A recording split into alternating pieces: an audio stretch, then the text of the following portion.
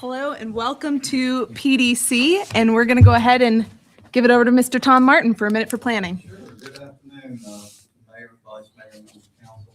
Just a few things that might be of interest to you is we have received the site plan for a fueling and convenience store at 1516 Greenview Drive. This is being facilitated by rezoning that council approved back in February. We also have a site plan for fueling and convenience for 3100 Old Forest Road.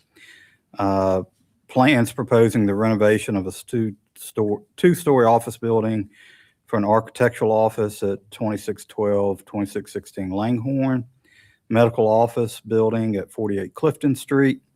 Rezoning application submitted by Lighthouse Beloved Community Apartments for a little over 9 acres on Winchester Street. It would be from R3 to R4 and would facilitate 4 apartment buildings with up to 150 units. We have a rezoning petition from Liberty University for 1410 University Boulevard to allow the conversion of the existing extended stay hotel to student housing, 102 rooms, up to 204 students. We also have a retail medical office building at 1101 Rosedale Boulevard, and also plan came in for College Park at 101 Breckenridge, which includes sidewalks, walking trails, playground, picnic shelter, basketball courts, and landscaping. So a lot going on, things that you might not normally see, but might want to know about.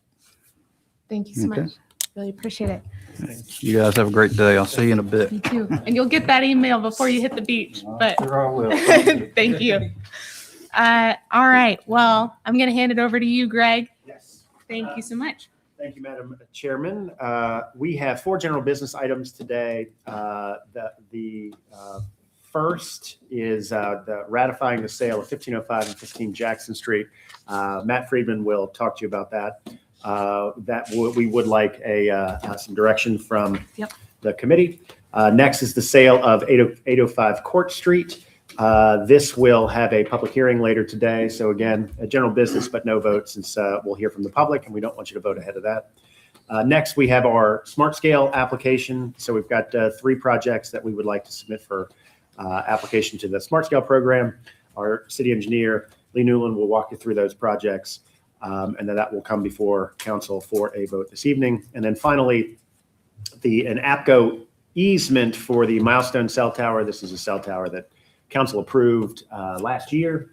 This is just the easement that will facilitate its construction, and that will come to public hearing before council on June 9th. It requires a longer notice period there. So without further ado, turn it over to Mr. Friedman, who will talk to us about ratifying the sale of 1505 and 1517 Jackson Street.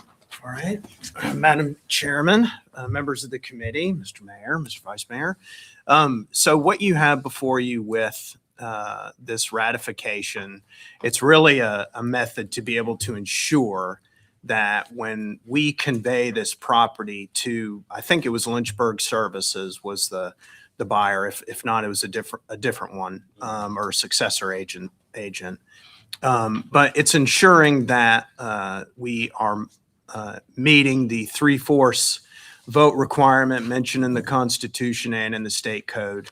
So that requirement is specific to cities and towns, and it's also specific to the sale of public places.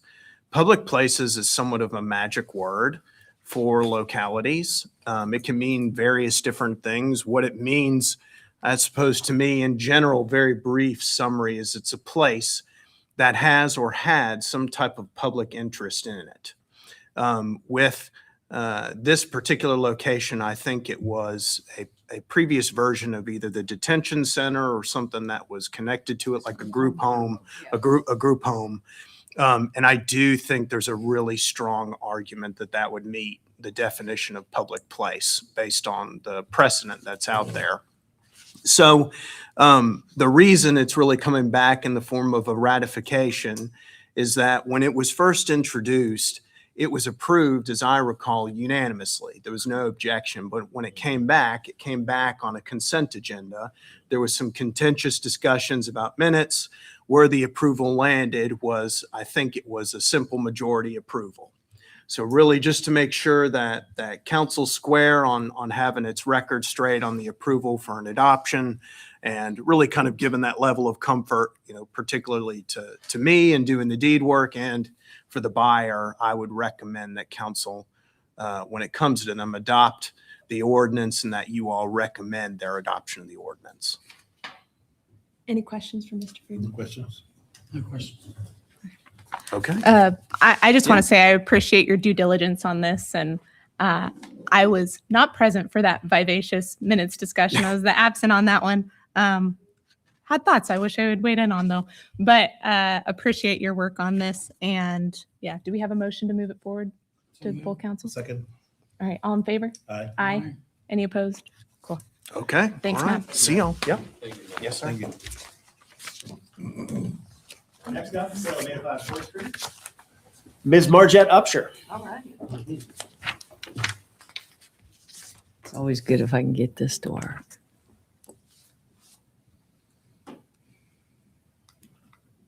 Nope. Yeah, there we go. Awesome. Okay. Sorry about that. Okay. Good afternoon, Madam Chair, members of the committee, Mayor, Vice Mayor, and members of council. This is, as I said, for the sale of city-owned property on 805 Court Street. And the purpose is the sale of 805 Court Street. And after, the recommendation is after the May 12th, 2026 public hearing, authorize the city manager to execute a contract for the sale of 805 Court Street. And that public hearing has been advertised and will be this evening. So this building, as most of you are well aware, is the former Lynchburg Police Department headquarters. The property consists of 0.6 of an acre, improved with 21,868 square foot structure, originally constructed in 1900 as First Presbyterian Church. The city acquired the property in 1995, and it served as police headquarters from 1997 until 2025. Council was previously briefed on the status of this property and a potential redevelopment opportunity. In 2024, the Office of Economic Development commissioned a facilities condition assessment to evaluate the long-term viability of the structure. That assessment concluded that more than $9 million in capital investment would likely be required to stabilize and rehabilitate the building for continued occupancy. And so as we do, we did a request for proposal, and we received one qualified proposal from FYG Properties LLC to develop the property into a Class A office building utilizing historic tax credits. It's an experienced developer. The proposed agreement provides for a $500,000 purchase price, but that includes a $400,000 rehabilitation credit tied to documented deferred maintenance and redevelopment challenges associated with repurposing the historic structure for modern office use. The purchaser anticipates investing more than $9.5 million in capital investment, and this would be for a potential existing company expansion that could add approximately 80 technology sector jobs. This transaction transfers substantial rehabilitation responsibility to the private sector. Show you a picture of the building. Preserves a significant historic downtown asset and returns the property to productive tax generating use. And these are a couple of drawings of what the building could look like in the future, the use of the building as the office space.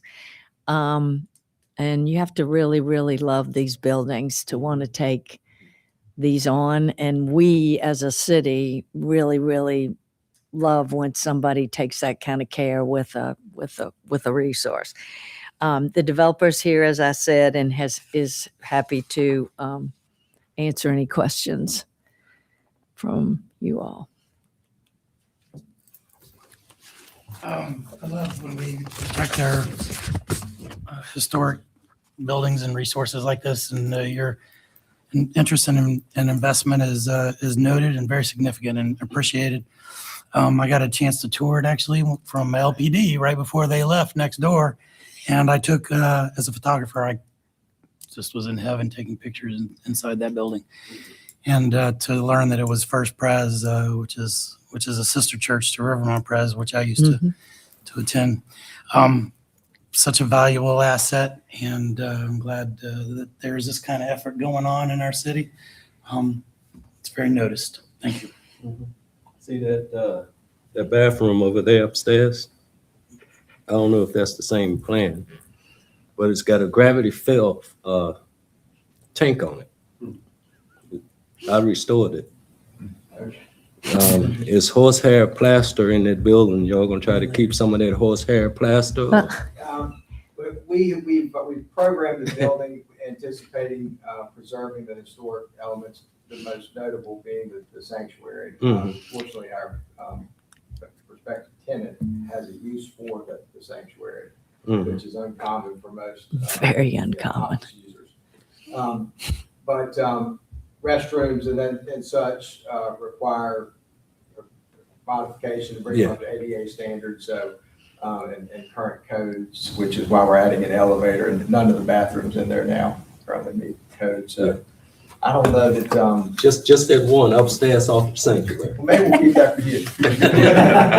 Yeah. But yeah, we will. Some of it will come out, and maybe some of it will probably remain. Yeah, I used to worship in that sanctuary Beautiful sanctuary. when it was higher heights.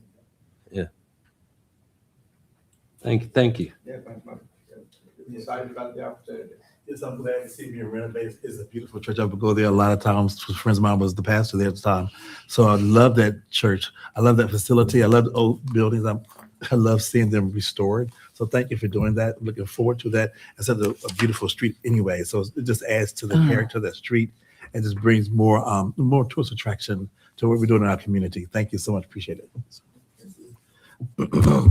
Well, it seems we all have ties to the building, so we're all very excited about the prospect of it. I used to be neighbors, so lived in the apartments upstairs next door, and really enjoyed living there. But personally excited about this project. We aren't making a recommendation now because it goes for public hearing. This is just me putting on my PDC chair hat, separate from this project.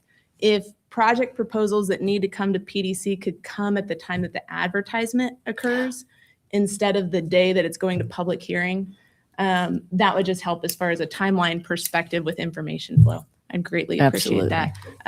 Really excited about this project and look forward to voting for it tonight. So, all right, next item. Thank you. Oh, sorry.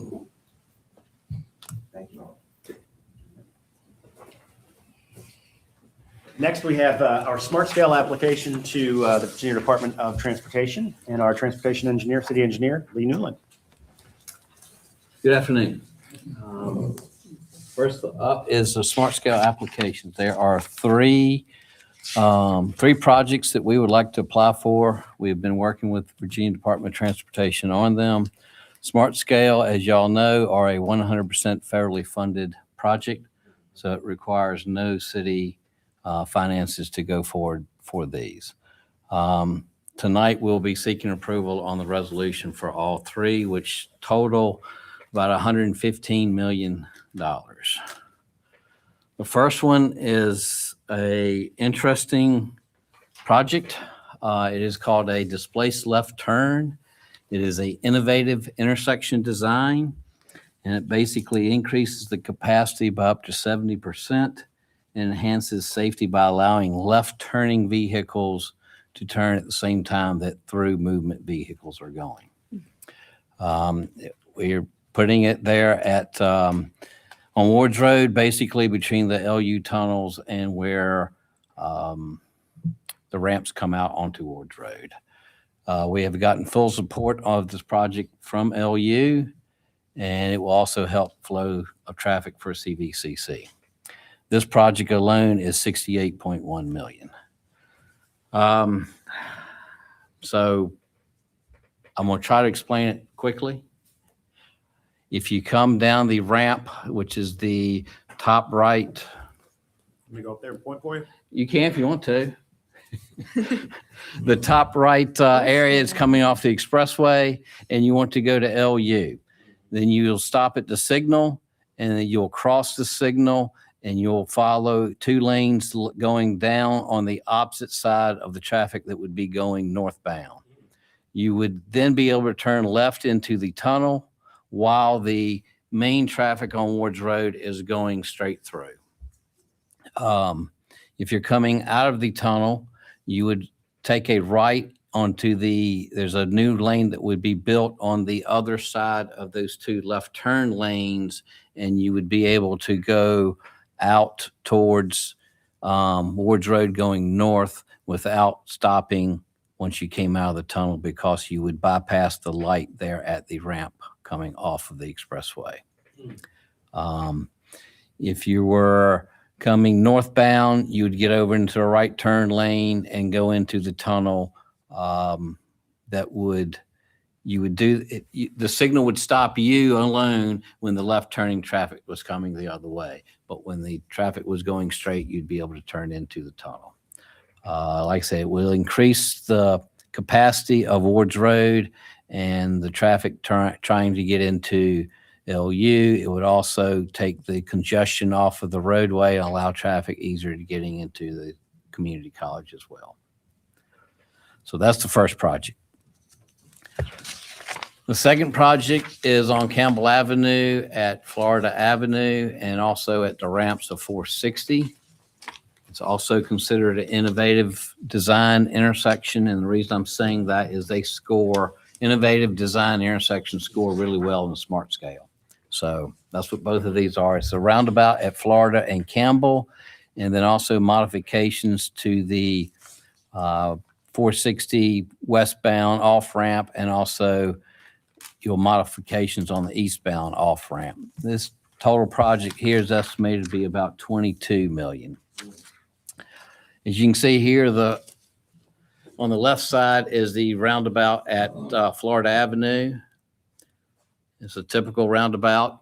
And then if you move to the east, I guess it would be, as you come off your westbound ramp, you'd come up and you cannot turn left to go towards Rustburg on 501. You'd have to go right and down around the roundabout and come back. And then as you come off the 460 eastbound ramp, they're coming up to the intersection of 501, you would go through a kind of a roundabout if you need to go back left. There's been quite a few crashes at that intersection lately, and that's to improve safety there. Once again, it would improve the flow of the traffic, and we've also had several crashes at the intersection of Florida and Campbell Avenue, and this should improve that situation as well. The third project is a general project, which is sidewalk improvements along Campbell Avenue. It basically starts at DeWitt Street and goes all the way to Woodrow Street along both sides of Campbell Avenue, and it includes ADA improvements at all the intersections. This project total cost is about $25.3 million. And you can see that with the purple lines all along Campbell Avenue as the maps match up.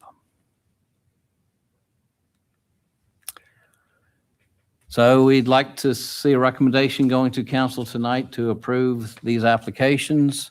There is a resolution also included that has to be approved by city council so that we can add it to the applications for approval through the State Highway Department. All right. Any questions? Thank you for the information. I appreciate it. Now, I do know that when on Florida Avenue, I do see a lot of accidents there. So I'm glad to see this happening. So what's your process in seeing what's going to be the best area for a smart scale project? Like we have so much in our city. What's the best one? How do you make your rationale for that? So VDOT usually runs the smart scale process, and you have to have a study done before you can submit a project to smart scale. And these were all part of the STAR studies that VDOT does for intersections. And they start with it's called a PSI, which is basically a high crash intersection, potential safety improvement intersection. And that's where these usually come from. These were 3 that VDOT thought would score really well under the smart scale program. So that's why they have recommended these. We've looked at them. There were several others. One of them was work up at Candler's Mountain and Sheffield Drive, trying to improve that intersection. But it included basically replacing the bridge of the railroad, and it wasn't as in bad shape to need to be replaced. So we've kind of moved away from that one as one of them that we submitted. So like a pre-qualification type process that they kind of do? Okay. Kind of, yes, through And the they planning department with VDOT. Okay, Yes. excellent. Okay, great, thank you. And then once they go, I've done it for so long, but once they go to smart scale, I guess that a committee then I guess makes that final decision, ratings? Yes, they go through and they score them. There's a group of consultants that score them originally, and then it goes in front of the Commonwealth Transportation Board and fits in where the score is with the benefit cost ratio of the cost and score together, and they rank them out, and that's how they select the projects as far as, one through whatever. Okay, great. Well, thank you, appreciate that. So how does Lynchburg end up with it? Do we compete on a regional scale? There are 2 potential pots of money for VDOT. One is corridors of statewide significance, and that is a statewide competition. And then the other one is a district grant program, and that is a portion of the money goes into a district grant, and all the districts have their grants, have their portion of money.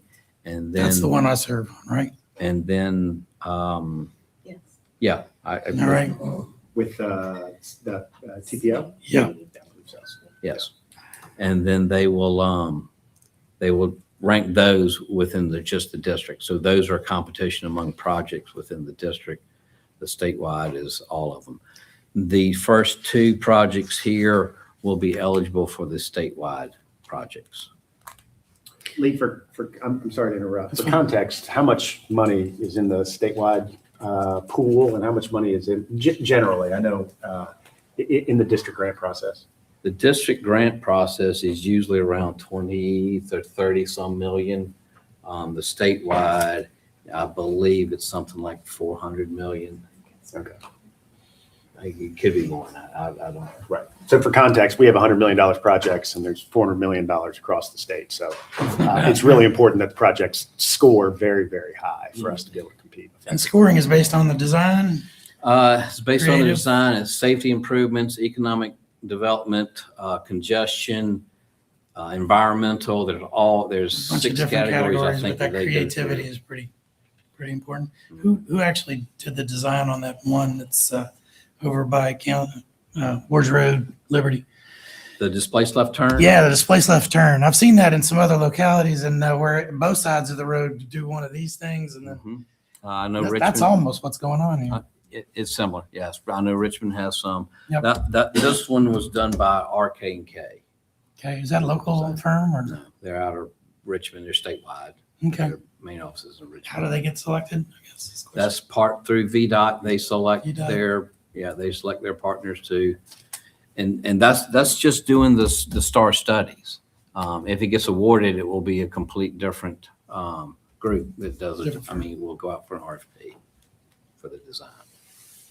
But there's no RFP on the initial STAR part of it. Be honest with you, I assume VDOT holds RFPs, or either they have their on-call contractors, one or the other. that they Okay, just use. curious. Thank you. And Lee, if we were awarded these, would we manage them, or would VDOT manage them? with air staffing limitations, we would probably see if VDOT could manage it for us.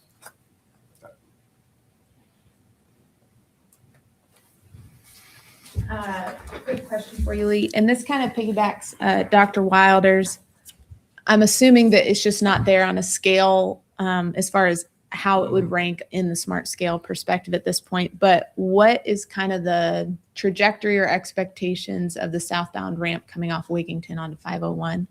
I know there's been discussion of potentially applying for either revenue share funds or smart scale funds with that roundabout. So if we would like for it to be a smart scale project, we would have to do a study, like a STAR study, or the city would have to add it to the list for a smart scale round. Smart scales are every 2 years. Okay. So I guess the next one would be shooting for funding in 29. Right. And as far as revenue share? Revenue sharing is basically it's an open process. It does not have to have a study. You've got to go through and do an estimate and have some information to be able to fill out the application for. Right. Okay.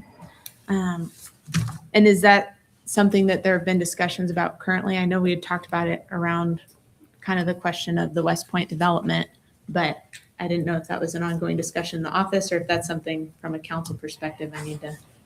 We had talked about it through the originally project. That project has not seen a lot of action on Okay. it where it's moving forward. Yeah, it's 2 years before anything goes up. So yeah, it's an extended timeline. Yeah, and we haven't seen anything come in, discussions with staff or anything on it moving forward. Okay. That is really resourceful information. Thank you so much. Really appreciate it. All right, we have one last. Oh, I'm sorry. I missed this. Did you need a recommendation for council with this one? On this one, yes. Okay. To come back to Yep. general business on the 26th. All right. Is it general business or a public hearing? It's tonight. Oh, it's tonight. It's I tonight. was You gonna say, I said think you I had saw it on 26 up general here. business. Oh, I do. So, I'm sorry. my bad. I saw that up there. I You're thought it good. was tonight. So, Okay. yes, we did It do is that. tonight. I'm sorry. All right, do I have a motion? So moved. All in favor? Aye. None opposed. All right. Thank you. Sorry about that. I think Oh, no worries. I think we originally were talking about that. I had it written down as the 9th, and I saw your slide. I was like, oh, Yeah. I had a mistake. Okay. The next item is a easement for Appalachian Power Company for 3525 John Capron Road. As Mr. Patrick said, that City Council approved a rezoning for a cell tower there previously, and they need to have electricity to be able to operate their cell tower. So this is a simple easement to get APCO permanent electrical service to their cell tower site. Basically, on the left is the bus barn. They've got a few poles that run in front of that middle section of buses. So they're for their individual lights in the parking lot. So they're needing an easement to run the power along those and then over to the cell tower site. And as Mr. Patrick said, they're opening the bids at the work session on the 9th, and public hearing will also be the 9th, on the night of the 9th council meeting. All right. Thank you. Well, since there's a public hearing on this, we are not going to take any action tonight. Thank you so much for that presentation. That is everything we have on the agenda. Over to roll call. Yep. No way. All right. Just a quick mention, I went out and did some more streetlight surveying this last week, and mostly in the Oakley Avenue area. Added another 30 lights out to the Google map. So I don't know if I need to let somebody know that. I know they kind of count on citizens reporting it, but I'm giving myself a job of doing it as well. So I just hope somebody's paying attention to that. I'm still waiting for that one report that's a little overdue. Yes. We've been in contact with them. Susan's done a great job of making sure they've been reminded of their commitment to get that to us. Thank you, Susan. Vice Mayor, are you reporting these outages to VDOT? I am not to VDOT. I didn't know. I'm sorry, not Okay, VDOT, yeah. APCO? APCO? Yes. No, I just did it and I really haven't reported anything yet. Okay. Usually, my method in the past has been to report it to city staff. I know they have a form and it's supposed to be filled out, but a lot of these, I'm looking at night and just to get out of the car and run across roads and everything is not Sure. safe. But the map is accurate within about 2 feet. So they may want the number, but the location ought to work, I would hope. And it's out there for the public to see, and I get calls on it all the time. You got to come over to my neighborhood. I'm like, I don't have to come over there. Just tell me which one it is. Yeah, the difficulty with the APCO process is from their standpoint, They want us to report. unless a light has been reported, they're not treating it as problematic. Right. So It's not on their radar. they could produce a report and say, hey, we've addressed everything that's come into us. That could be completely accurate. And we could have 10% of the lights out across the city just simply because they don't have a way to proactively determine whether or not a light is on or not. So I Do think they there's have a way to charge the city and the citizens for tax dollars for lights that are not working? Do they have that way? which is a reason that anything we could get reported to APCO would be super That'd be great. beneficial. Yep. Mr. Mayor, do you have any items? I think got a couple, but, okay. Kind of piggybacking Kurt's, I was going to ask about APCO, and there were two things that had kind of come up in that discussion as far as the communication component between how that works with project management. I know we don't control their project management, but just kind of the back and forth communication between city staff and APCO and tracking outages over time. And then the other thing that came up was that there used to be a reporting app when it came to public works type issues that is no longer in use. And so in addition to kind of the general APCO outage report, I would like to follow up on those two specific items. And lastly, check my notes here. We had discussed a presentation on corridors and right-of-way. Originally, I believe it was scheduled for today. I understand there's some time-sensitive things that come up, and hopefully we can kind of adjust those timelines moving forward. But is that looking to be on the agenda for our next PDC in June? It's in June.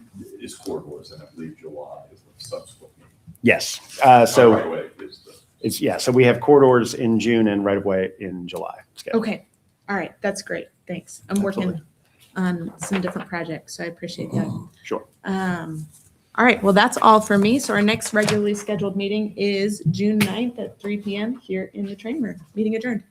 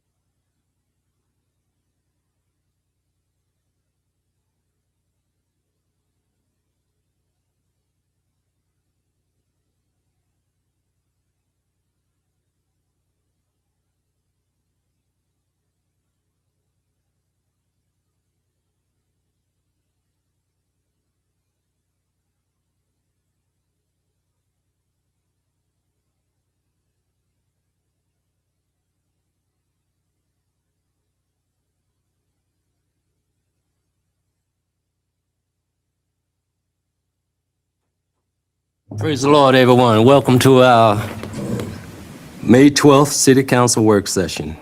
The city manager will go over the agenda. Mr. Manager? Thank you, Mayor, Vice Mayor, members of City Council.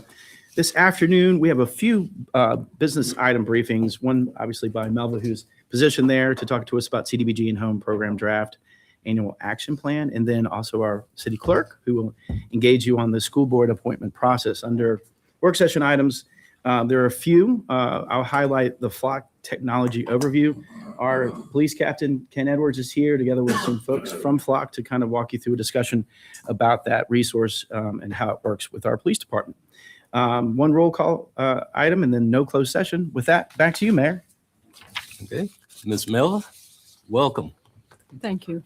Good afternoon, Mayor Taylor, Vice Mayor Deemer, and members of City Council. You have received the fiscal year 2027, program year 2026 annual action plan for the Community Development Block Grant and Home Program.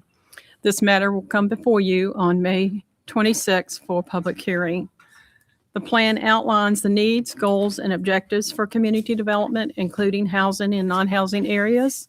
The plan includes all of the required components, and the Community Development Advisory Committee's recommended CDBG and home projects approved by the City Council at the public hearing on April 28th. The required 30-day public comment period for this plan began on April 24th and will conclude at the public hearing scheduled to come before you on the 26th. Thank you. Any discussion? No? Oh. Thank you, Ms. Walker, for the information. Thank you for the plan. I just always admire the committee. I love how citizens from the community on that committee have a voice. I think that's always so important for our citizens to have a voice on the various projects. The projects are always amazing for how the nonprofits work together, how those projects really benefit our city, help bring people out of poverty, help support people with homelessness and various other areas. So I really appreciate the work that you do with your team and the institutional knowledge you have in developing, working with this project. Thank you. Appreciate it. Ms. Timmer? I'll again echo Dr. Wilder's comments. I really appreciate serving on the committee, really appreciate the work of the committee and how diligent you all are in your leadership, especially when it comes to how to bridge the most amount of federal money into our community and to do so effectively for the needs around housing. So greatly appreciate it. Thank you. Anyone else? Thank you, Ms. Miller. Thank you. Next item, school board appointments. Ms. Alicia. Mrs. Andrews. Thank you, Mr. Mayor, Mr. Vice Mayor, members of council. Here we are. So it's that time of year again for your school board appointment process. The point of this presentation is just to go over the schedule and the process in general, and then of course to hear any feedback from you all. This is very similar to what you all did last year. Where am I pointing? Nope. Yeah, we're done. Each year, council appoints 3 members to the school board, 1 to each district. This year, you've got District 1, Christian DePaul, District 2, Letitia Lowry, and District 3, FJ DeLille. Those members are, their terms are expiring. They're all eligible to serve again. So far, I've heard just from Ms. Lowry, who's interested in serving again. But that does not mean that Districts 1 and 3 are not interested. The schedule. So your first public hearing will be held May 26th. That is where state code does dictate that I read the names into the record in order for members to be eligible to serve.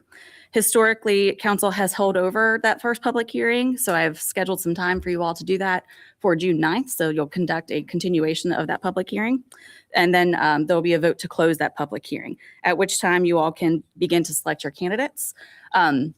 Because state code dictates that anybody whose name is entered into the public record can be considered, that could look like, we've not had it happen, knock on wood, but it could look like somebody coming to the podium saying, here's my application, I'm interested. So if that is the case, then I will hold over maybe a day for you all to make your selections. So you can begin making those selections at the close of the public hearing. If you have any late members add, you can email me that you want to interview that candidate, and happy to make that public. I am holding the week of June 15th through the 19th for interviews. I have heard from one member that they would like to consider June 11th and 12th. That's Thursday or Friday. So that'd be the week prior for interviews. I will send you all some times. You can just let me know. Okay, maybe we'll look at the 11th and 12th. So I'll be reaching out to you all for that. And of course, we do make that list available to the public.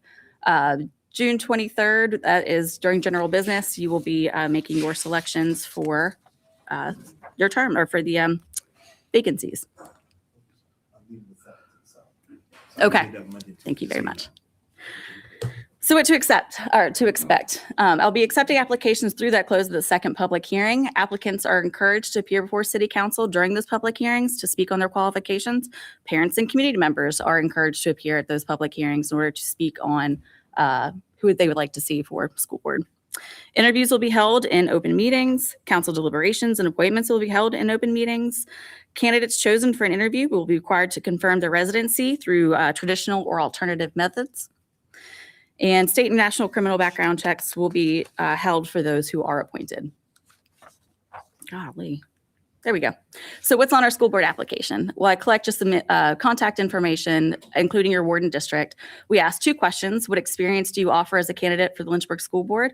And what do you feel you'd contribute to the Lynchburg School Board and to the community if appointed? There is an option to upload a resume, but you all have said that is strongly encouraged. And then, of course, these are not made available to the public, citing personnel information. So that is what I have for you all, and I'm happy to take any feedback that you might have on this process so far. Any discussions? Mr. Deemer? Can you remind us, you said there was almost the same as last year. What are the differences maybe? There was a extra general business in there. So after the second public hearing, I held the general business the following Tuesday for you all to make your selection of candidates there. You did that on the the close of the second public hearing. You made your selections and didn't have anybody else to add. So I feel okay taking that general business out. Okay. Like I said, if there is somebody who comes in late and you've not had a chance to review the applications, then we can pause and you all can have some time to review that. Thank you. Mm-hmm.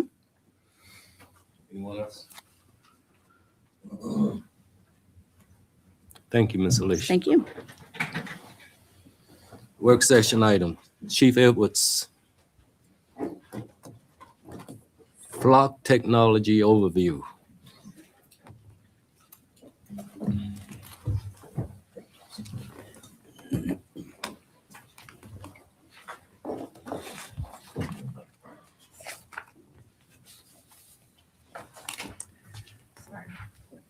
Good afternoon, Mr. Mayor, Mr. Vice Mayor, and members of City Council. Thank you for bringing this discussion forward for us to discuss today regarding flock license plate recognition technology, as well as gunshot detection systems that we have employed at in Lynchburg. I have with me today from the police department, Captain Joel Hinckley to my left, and then I also have 2 flock representatives joining today. Account Executive Carrie McCormick, seated to my right, as well as in the back there, Public Affairs Manager Carl Bach. They'll be able to speak specifically about a flock safety program. So today's discussion is just an overview of the automatic license plate recognition and gunshot detection technology that we're using in Lynchburg, and to inform council as well as the public on that use. Public safety is getting more complex.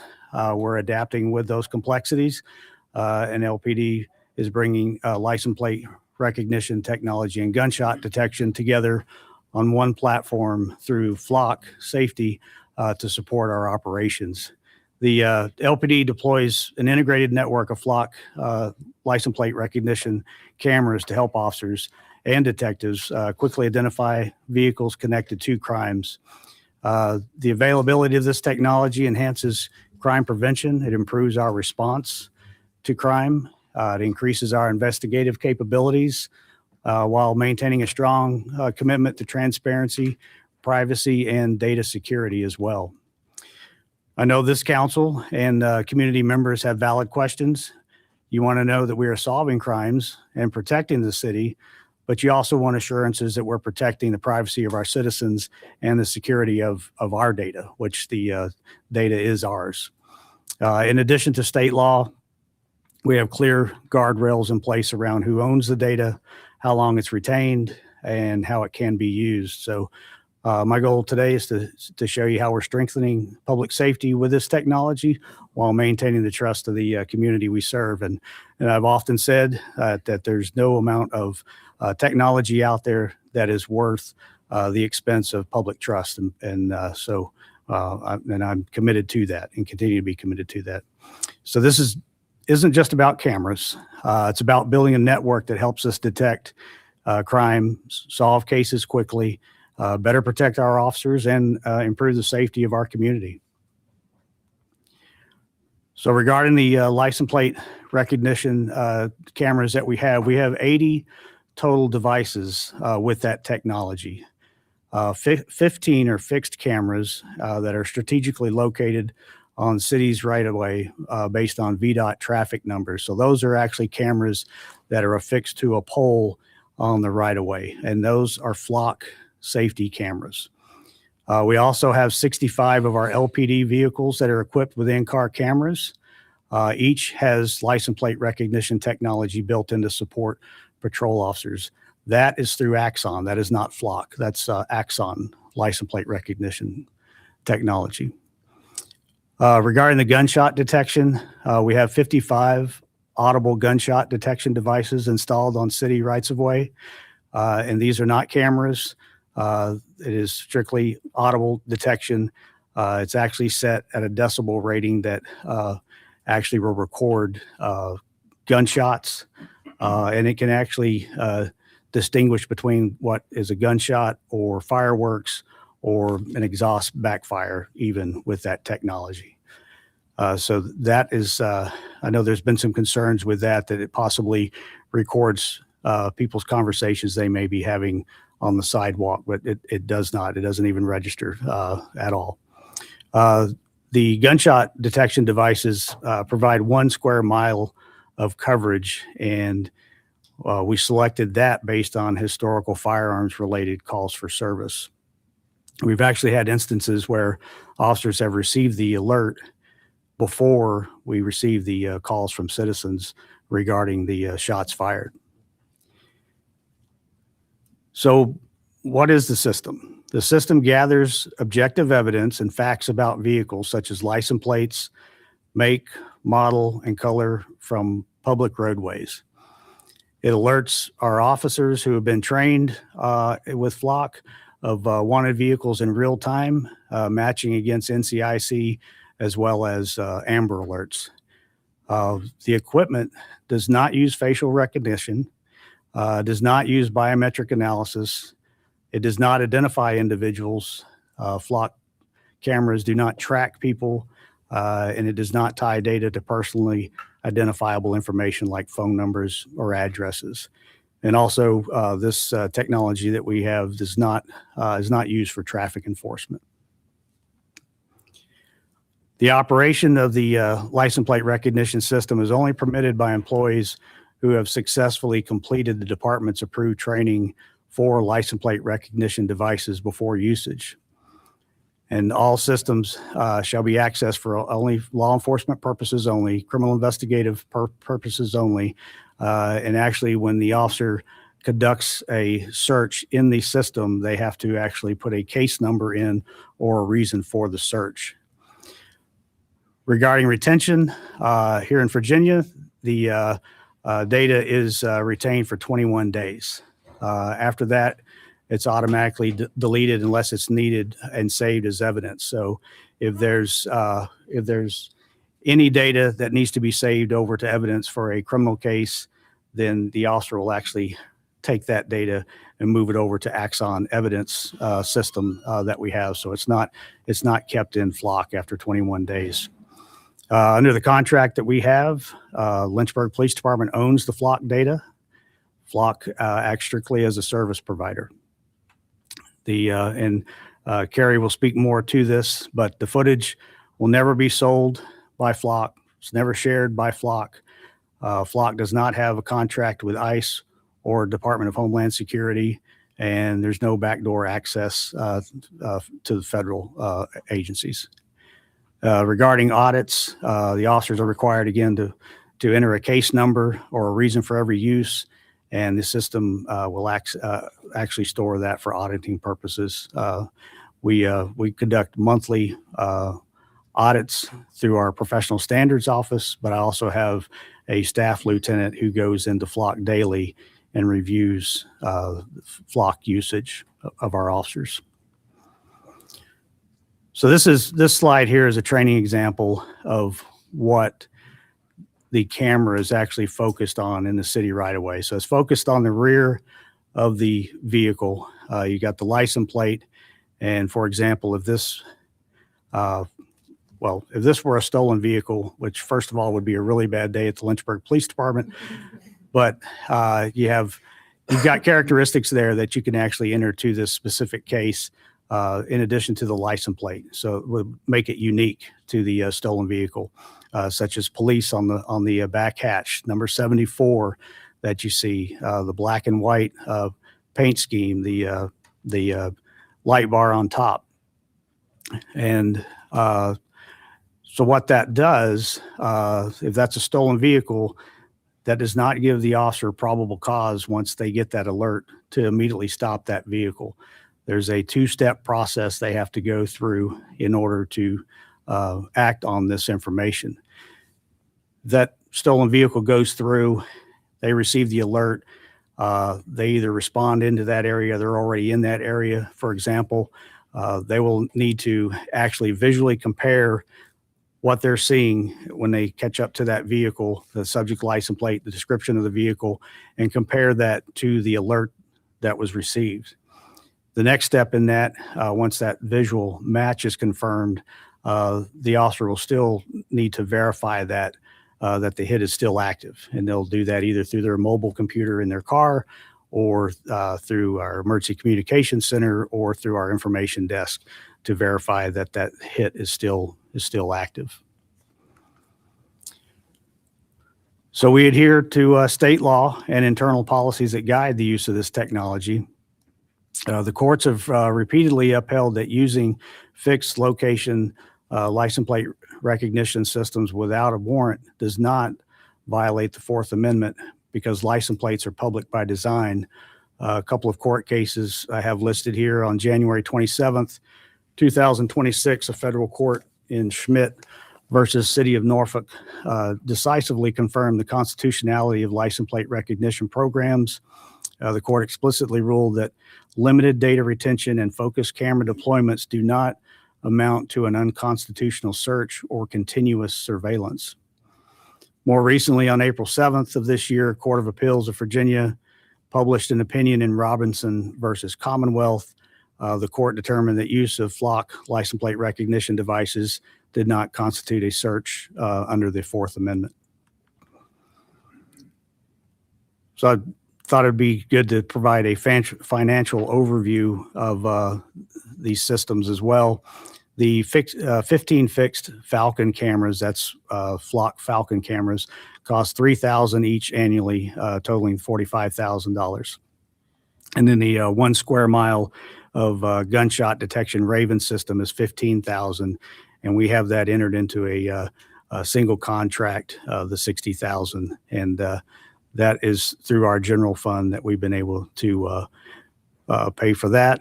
Also with the fixed cameras, Virginia State Police has a program every year, help eliminate auto theft heat program. And 2 years, we were able to purchase flock cameras through that reimbursement program. Jumped ahead here. So I've got a number of success stories that I'm going to go through today. I'm going to highlight a few right now and then turn the conversation over to Carrie. But just one example here of a success story with this technology. In September 2024, we responded to Fairlay Court and found a 19-year-old male with multiple gunshot wounds. He was shot and killed in his driveway of his home. Witnesses and camera footage identified the suspect vehicle, which was then entered into the Flock license plate recognition system. Once it was entered into the system, it immediately came back with a response that vehicle had appeared on a camera traveling out of the city and into Bedford County. We notified Bedford County Sheriff's Office. They responded out in the area where they were receiving a call. I believe it was a vehicle that was blocking traffic in that area. Turned out to be our suspect vehicle and our suspect. Deputies have apprehended the suspect for us. We responded out there to the area. As part of this investigation, we also went to the suspect's residence where we located a second victim, the mother of his child who had been killed. The suspect was later charged with capital murder in both cases. It's a clear example of how Flock helps in determining direction of travel, able to coordinate with partner agencies and act quickly to protect the public. Another success story in August 2025, Investigations Bureau used Flock to help locate a suspect vehicle in a runaway juvenile case. This was actually an endangered juvenile. The juvenile had reportedly been groomed by an adult male, and there were additional sex offense concerns involving both. Using Flock, we were able to establish a southbound direction of travel through the Commonwealth, and we began partnering with partner agencies across multiple states, and ultimately the vehicle and both individuals were located in South Carolina. Again, Flock played a key role in safely locating an endangered juvenile. In April 2025, we responded to a shots fired call on Chambers Street in the early morning hours. Later that morning, we recovered a stolen Ford F-150 pickup. There were cartridge casings located in the truck bed that matched those found at the scene of the shots fired call. Using Flock, we actually determined that the truck and an additional suspect vehicle appeared on cameras within seconds of each other, placing them near Chambers Street prior to the call. From there, we were able to piece together critical information regarding the direction of travel after the truck was stolen, its proximity to the scene of the shooting, and an additional suspect vehicle involved. Another success story over several months, our Special Investigations Division investigated a drug trafficking organization responsible for distributing large quantities of methamphetamine, cocaine, and fentanyl into Lynchburg and across state lines. As suspect vehicles were identified, detectives used Flock to locate them throughout the state. At the conclusion of the investigation, the primary target was taken into custody. We seized 3 firearms, pounds of methamphetamine, multiple kilos of cocaine. These drugs, especially fentanyl, continue to have a serious impact on our community. And it was Flock, along with a strong coordination of our law enforcement partners, that helped us disrupt that significant trafficking operation. And this is just an example of where the bad guys, the criminals, they don't respect jurisdictional boundaries. And within the Commonwealth, for us to be able to share this information among law enforcement agencies helped with this. I mean, this essentially through Flock and the hits in the different locations far more efficiently, we were able to bring this case together instead of through older methods, identifying the agencies, the jurisdictions where possibly these suspects had traveled, bring us all together into a conference room to share intel and get this case going. Well, Flock just sped all of that up, and again, took dangerous individual off the streets. So again, as the nature of public safety continues to change, the tools we rely on must evolve with it. Communities face faster moving threats, greater complexities, and there's high expectations for accountability and transparency. There's also high expectations on the police department to do their very best to solve crimes. So again, appreciate this opportunity today, and I will turn this over to Kerry. Thank you so much, Chief. Mayor, members of council, thank you very much for having me here today. My name is Kerry McCormack, and I'm on the public affairs team at Flock. I'm joined today by my colleague, Carl Bach, who's behind me. Carl will be leading our public affairs work in Virginia. He lives in Virginia. I'm from the great state of Ohio, but he will be taking over. But in the meantime, I'm going to present today to the council a little bit of information about our company and our products as well. And just as a kind of background on it, our public affairs team is within our external relations team. So we are not related to sales at all. We're purely here to provide public information to our customers in the community as well. In a previous life, I was a city council person, so I especially thank you for your service. I know it is not easy, but important to this conversation today. I know that you're getting questions and you need to be able to respond to your constituents accurately. So I appreciate that, and that's why we really welcome the opportunity to be here today. So just to give a little bit overview of Flock. So Flock is an American company. We were founded and are still headquartered in Atlanta, Georgia, with the mission to eliminate crime and build safer, thriving communities. We partner with over 6,000 law enforcement agencies across the country to provide first responders with advanced technology to help them prevent and solve crimes, achieve justice for victims of crime, locate missing people, and keep our communities safe. We're proud of that role in maintaining safe, prosperous, and welcoming places to live, work, and visit. So a snapshot of our company here, our total customer count is about over 12,000. Again, about 6,000 of those are local law enforcement agencies. We also work with over 1,500 businesses, as well as homeowners associations across the country as well. We're in 49 states in the country. The one that we are not in is Alaska, and I still don't quite know why, but we are in small towns to mid towns to big cities across the country. And we're proud of the work we do every single day. And as you can see here, are integral where the technology is installed to solving crimes. We're very clear. We do not replace the police. Our law enforcement partners are the folks that do the hard work. But our tool, as Chief just mentioned, can play a significant role in providing objective evidence faster and more accurately to solve crimes and find missing people. So while we know that the being an effective public safety tool is extremely important, we also know that privacy is important. It's not only important to you all, it's important to the community and to our company. And so I'm just going to walk through a couple of the key privacy components, and I apologize, the dots are a little off. It didn't translate quite perfectly here. But the key privacy components that we're proud of at Flock. So first and foremost, as Chief noted, contractually 100% of the data captured by Flock products is owned by the agencies, our customers. So this would be Lynchburg PD would be our customer here, and so they own that data. That data is never sold. Sometimes we get that question out there, but the data that is produced by our cameras or, for example, the gunshot detection is not sold and is owned by our customers, and that is written into our contracts.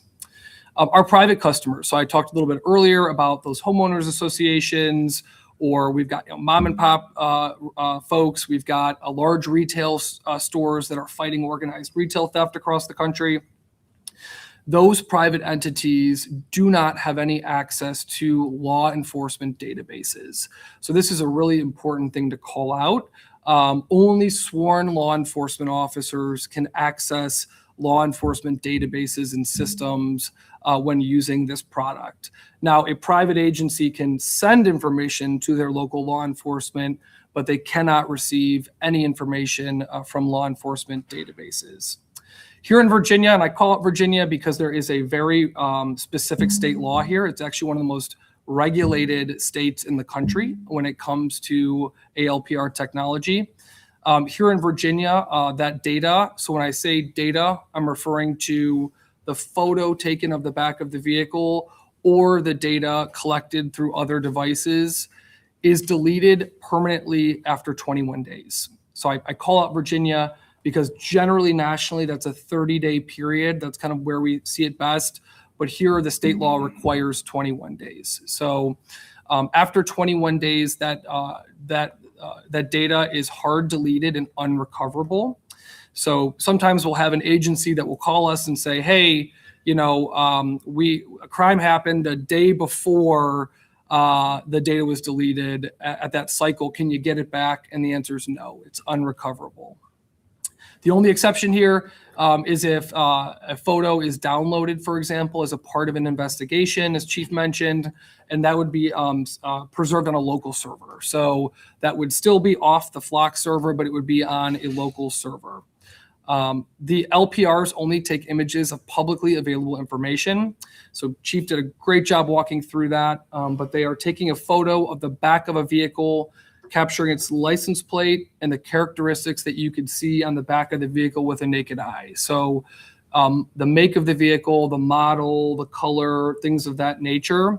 What it does not capture is any information about the people inside the vehicle. There is no facial recognition. There is no way to tell anything about the people in the vehicle. And it also, our system does not connect to the Bureau of Motor Vehicles either. So your police department has to run that information on their existing law enforcement equipment. Our equipment does not connect automatically to it. So you're getting a picture of a back of a vehicle and a license plate. So, you know, it is a basic photo, but as the chief noted, it can really provide a lot of information when it comes to searching for a wanted vehicle or a missing person. So it really helps law enforcement officers pinpoint their work and do it in a really accurate way. If you choose to share as an agency, that decision is strictly made by the agency. When you sign up with Flock for the first time, there are no sharing, there's no sharing access by default. Your agency will choose who to share with. However, here in Virginia, again, getting back to that prescriptive state law, I won't interpret it for you, but that sharing is regulated significantly. So I believe you cannot share outside of the state, you cannot share with federal agencies. And when there is a state law that prescribes something like sharing, the system will physically prevent that type of sharing. So that system is built in to help do that. And I already recognize that there's no facial recognition. There we go. So we also know that data storage is extremely important and the safety of data. The Flock cameras do not capture personal information. However, we go to the level, as high level as possible on our data security as if we were capturing that type of personal information. So first and foremost, the data, so those photos are encrypted from front to back. So they are scrambled essentially to make sure that they cannot be accessed. In addition, our equipment in the data is FBI and NDAA certified. That's the National Defense Authorization Act, which regulates the use of the system as well as the production of our equipment as well. We also we've got a really incredible cybersecurity team. We've got a brilliant chief information security officer, but we don't just take our own word for it. And that's exactly why things like SOC 2 and ISO, which are internationally recognized best practices for auditing and stress testing systems, that we utilize those on a regular basis to ensure that we are following the best cybersecurity measures possible. And we are also doing, our Chief Information Security Officer is never happy, which if you work for a company that's involved in technology is a good thing. So he's constantly looking for new ways to test our system and to improve our system. So just to speak a little bit on transparency, again, as the chief mentioned, public trust is critically important. And so I'm just going to walk through a couple components of the transparency features of Flock's system. So first and foremost, the searches require a registered ID with an offense type, and here is a case number as well. So that means that when a sworn law enforcement officer from Lynchburg is going into the system, they're logging in with a unique ID, and they have to say, why am I searching for this vehicle? And it's a drop-down menu of crime. So you can't just say, I'm searching for ABC 123. You have to select a specific reason, and also here in Lynchburg, a case number, so that, and we'll talk about auditing here in a minute, but you have to put in the case number for why you are looking for that vehicle. All of that information, so which officer was looking, at what time, for what reason, under what case number, is all logged into an audit trail. So Chief mentioned earlier how there is a monthly audit done and a regular, I believe, daily check, which is extremely best practice. So kudos to that, of the system. So what is happening there is chief or an administrator is able to go in and see exactly how the system has been used, which officer is doing it and why. So this is a critical piece, not only for the agency, but for the community to understand that all the use of the system is audited. We encourage folks to do regular audits. Your chief is already on top of that. Kudos.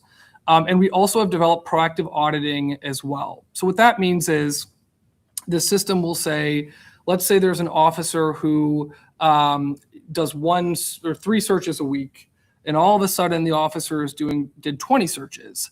The system's going to send a note to the administrator to say, hey, Officer Smith normally does 3 searches a week. This week they did 20. And that may be for a very good reason. There was an active investigation or some sort of incident happened. But what it does is it doesn't come to a conclusion. It just flags your administrator to say something's different from their normal pattern here. And then your administrators can then investigate that. Again, frequently it's for a very good reason, but it's just another way to help with those audit logs and bring them to the top of the email box for your administrators. Oh, I'm sorry. Also on the right-hand side here, this is just an example. This is out of California. You already have one of these. Again, Chief is knocking out of the park with best practices, but this is a transparency portal that will show information about the system that is public to the community. So, and this is again, just an example for you to reference out of California, but that's what they look like. So kudos to that. And also just to dive into our community safety and community values. So one of our big principles at Flock is we don't ever want the community safety to come into contradiction with community values. And so we've just highlighted here a couple of the core elements of our community value platform. So first and foremost, we have available search filters in the system that can forbid searches both from an agency and any agency they're sharing with related to immigration or reproductive health care. We also have federal limitations within our state and national lookup. Now, you all are not permitted to be a national lookup via Virginia law, so that you're not in that. Statewide lookup is any agency that within that specific state chooses to share information with each other, they can. The same concept for national lookup, but again, you all are forbid, I believe, from being a national lookup because of the Virginia law. So, but there are no federal agencies in that state or national lookup search. The audit logs, again, we talked about those a little bit earlier, but the search reason and case number here in Lynchburg are required to be included in any search. And again, I can't emphasize that enough. That says that, hey, if Chief ever has a question or a concern, all of that information is going to be right there for him to say, Officer Smith, what was this search about? Let me pull up that case number, whatever came of it. And that might not be misuse at all. That might just be interest. Hey, I see a search here for a stolen vehicle, whatever happened with that. So those audit logs are extremely important. And then we also speak to our legal response. Flock will alert your agency if ever we get a request for data. We get that question sometimes. Hey, what happened? If a subpoena is issued, contractually you all own the data, so we would reach out to you and forward that subpoena to your community because contractually you own the data. So I'll run through these quickly, but just to talk about some myths here. So LPRs can track people and show everywhere they go. This is not true. They take a point-in-time photo of a vehicle on a public roadway. They do not continuously track vehicles. And any vehicle not needed for an investigation is deleted after, again, 21 days here in Virginia. And again, courts across the country have consistently found that they do not violate the Fourth Amendment, and because essentially they're public documents. The next one down comes right off of that. We've seen appellate courts across the country here in 14 states that have upheld license plate readers, not just Flock, but the technology as a whole, as not a violation of the Fourth Amendment. The top one here, we've discussed this a little bit, but does Flock sell data? Is there a national database tracking people? Again, your community owns 100% of your data. It is never sold. And then that data is hard deleted after 21 days. So that data is not sitting out there into perpetuity. It is wiped from the system if not used as a part of investigation and downloaded. We already discussed that our private customers have no access to law enforcement data, so I'll skip that one. We already talked about facial recognition too. The system does not use facial recognition, and it cannot be searched for human characteristics like race or gender. LPR cameras collect private information. Again, we discussed this as well. No private information is collected, nor is DMV records too. Sometimes the question of does FLOC have a negative impact on communities of color? We are proud to be endorsed by a lot of folks, but I call out here the historic Oakland branch of the NAACP who called out FLOC's technology for reducing bias and providing objective evidence. And then also, does it have an impact on crime? We've seen from our partner agencies across the country the incredible impact that FLOC's technology has on crime. We don't house local criminal data in our system. That is your property that's located here. So we don't have a national outlook on that, but talking to our agencies, the clear answer is yes. And that's all I've got for you. Handing it back to Chief, I believe here. Thank you, Kerry. And I would just like to take some time now to just go over the success stories that we've had, because I think it's important over the 2 years that we've had the FLOC technology and the great job that the men and women of the Lynchburg Police Department have done, from patrol officers building out cases, detectives building out cases to use this technology. It's kept them safer and it's kept the community safer as well. I have these in categories, so I'll start with the most serious violent offenses in the category of homicide, manslaughter, and abduction. On April 19th, 2026, and also this is just going to be a brief overview because many of these cases are still working through the court, so there's only so much information that I can share. But April 19th, 2026, following a drive-by shooting in another city, we determined the location of the suspect's vehicle using FLOC as it returned to our area. This led to a safe arrest. July 8th, 2025, detectives used FLOC to review a vehicle's history to establish a pattern of movement. This helped them locate and arrest a juvenile murder suspect. September 30th, 2024, following a homicide, FLOC cameras captured a suspect's vehicle leaving the area. The license plate information helped police identify the driver, leading to an arrest within an hour. That's the one case that I mentioned in the PowerPoint. September 25th, 2024, another police agency issued an alert for a murder suspect fleeing the state with children. We located the suspect's vehicle using FLOC, aiding the search. June 18th, 2024, a vehicle tied to a manslaughter case was found abandoned and safely secured by police after it was spotted on a FLOC camera. August 6th, 2024, a victim reported being abducted and taken to another town. Using video footage and FLOC, officers identified the suspect's rental car, which helped them safely locate the suspect. In the category of violent assaults, shootings, and robberies, April 27th, 2026, officers received a Raven report of shots fired. We located the suspect and made a safe arrest for firearms charges. March 28th, 2026, officers responded to a report of gunfire. A Raven alert assisted in the response, and officers found the suspect hiding in a building. The suspect was arrested for weapon and drug charges. March 17th, 2026, after a Raven alert for gunfire and a report of a person shooting at a fleeing car, officers quickly located the suspects in the area and made a safe arrest. March 8th, 2026, a suspect fled a shooting in a pickup truck. Using a partial license plate, officers identified the truck using FLOC. The vehicle hit on a FLOC camera in another town, leading to felony charges. March 8th, 2026, a person was struck in the head with a baseball bat. The suspect fled, but was stopped and safely arrested after their vehicle triggered a FLOC alert. June 29th, 2025, police assisted another town looking for two shooting suspects. By using FLOC history, officers narrowed the search area and safely found both suspects. January 14th, 2025, after a shooting, a caller described the fleeing car. The car passed a flock camera, helping officers quickly identify the license plate and the suspect. December 12th, 2024, an armed suspect robbed a restaurant. Officers checked the flock system for vehicles matching the suspect's car, found the license plate, and located the suspect at a nearby home. September 6, 2024, a vehicle tied to a store robbery was found after a flock alert, and the suspect was safely arrested. April 19, 2025, an officer investigated a robbery and identified a suspect. Later, another officer spotted the suspect's vehicle on flock.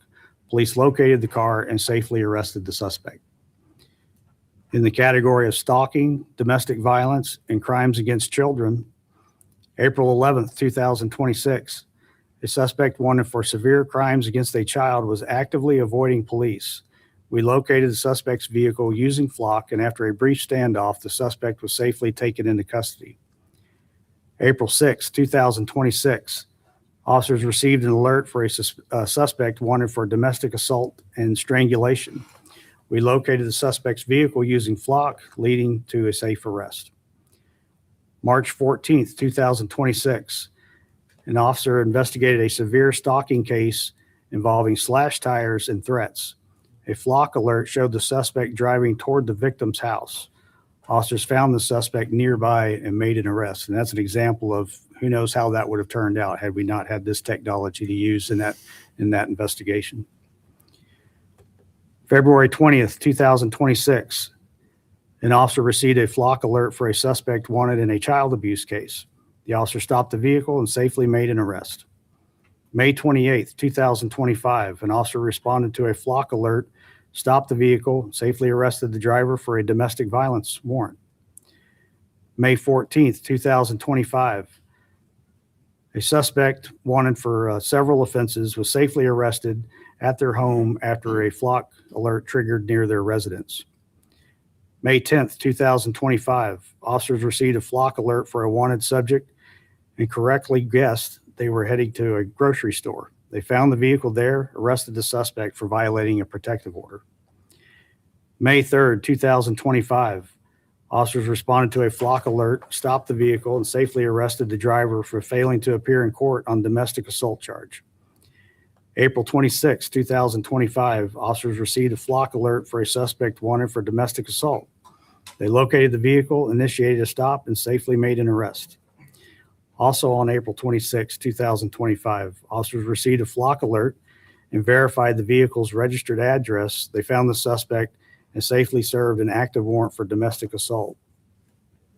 Also April 26, 2025, officers responded to a flock alert, went to the registered address, and safely arrested the suspect on an active assault warrant.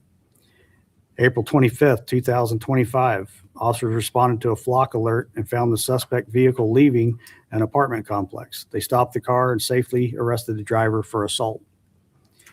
April 12th, 2025, officers received a flock alert for a stolen vehicle driven by a suspect with multiple warrants, including strangulation and assault.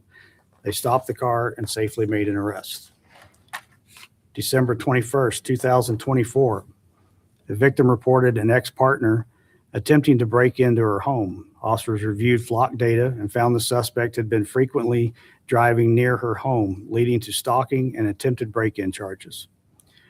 July 4th, 2024, during a domestic dispute, a person was severely injured by a car. The fleeing vehicle was entered into flock, and officers quickly located and safely arrested the driver. In the category of weapons violations and threats against officers, March 13th, 2026, officers received a flock alert for a vehicle driven by a suspect wanted for felony firearms charge. They found the vehicle and safely arrested the suspect.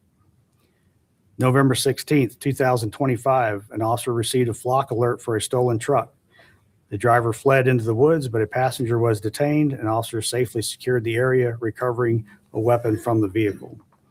May 6, 2025, an officer responded to a flock alert and stopped the vehicle.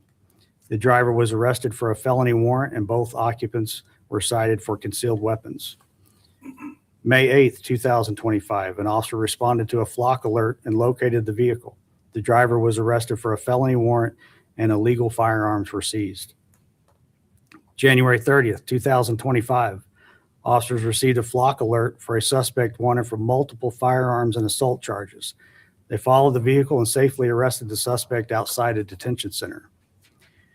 January 30th, 2025, officers received a flock alert for a suspect wanted for threatening to shoot police officers. They conducted a high-risk stop and safely took the suspect into custody. December 30th, 2024, a suspect wanted for stealing a firearm had their vehicle located using flock, leading to a safe arrest. August 4th, 2024, a vehicle suspected of carrying a stolen police rifle was spotted on flock. Officers conducted a high-risk stop, safely arrested the occupants, and recovered the stolen property. In the category of missing persons and runaways, March 20th, 2026, officers responded to used flock to determine the approximate travel path of a missing elderly person. This information helped deputies in another county safely locate the individual. March 14th, 2025, an officer stopped a vehicle after a flock alert and safely located a missing teenager from another state.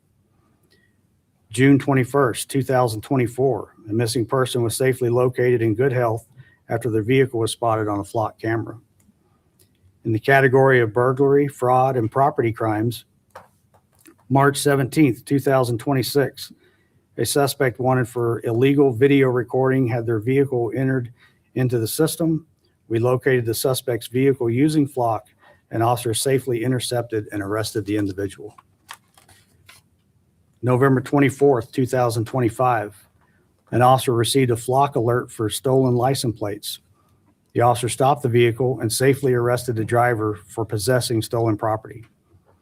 May 24th, 2025, while investigating a fraud, an officer used a victim's picture of the suspect's car to search flock. They identified the license plate and suspect, leading to charges. January 19th, 2025, a business was burglarized by a masked suspect. Detectives used flock to show the suspect's vehicle was in the area at the time of the crime, which helped solve the case. In the category of high-risk warrants, pursuits, and drug offenses, April 11th, 2026, a suspect who had previously fled from police was arrested after several flock alerts helped officers find the vehicle. April 1st, 2026, officers received a flock alert for a wanted individual's vehicle. They found the suspect at a residence and safely made an arrest. January 2nd, 2026, officers received a flock alert for a wanted person's vehicle. They found the car in a store parking lot and safely made an arrest. November 21st, 2025, officers responded to a flock alert and found a wanted suspect at a nearby address, leading to an arrest. October 16th, 2025, officers stopped a vehicle after a flock alert and arrested a wanted suspect on drug and delinquency charges. August 13th, 2025, an officer got behind a vehicle that triggered a flock alert for a wanted owner. The driver refused to stop and led police on a pursuit, eventually being caught in another county.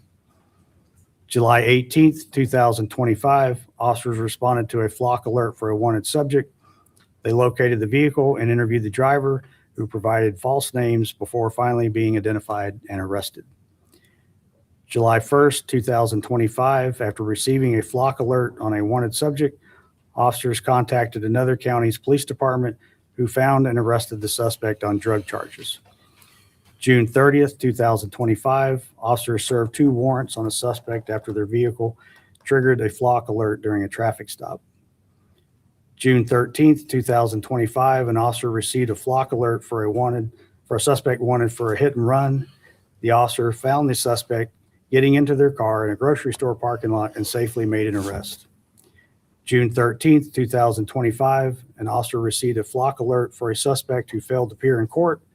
The vehicle was located, stopped, and the warrant served. June 11th, 2025, an officer received a flock alert for a vehicle occupied by a suspect with 5 active warrants. The vehicle was stopped and the suspect was arrested. June 3rd, 2025, a suspect wanted for a probation violation was safely arrested after the vehicle was located immediately following a flock alert. May 29th, 2025, using flock, an officer located, stopped, and arrested a suspect on an outstanding warrant.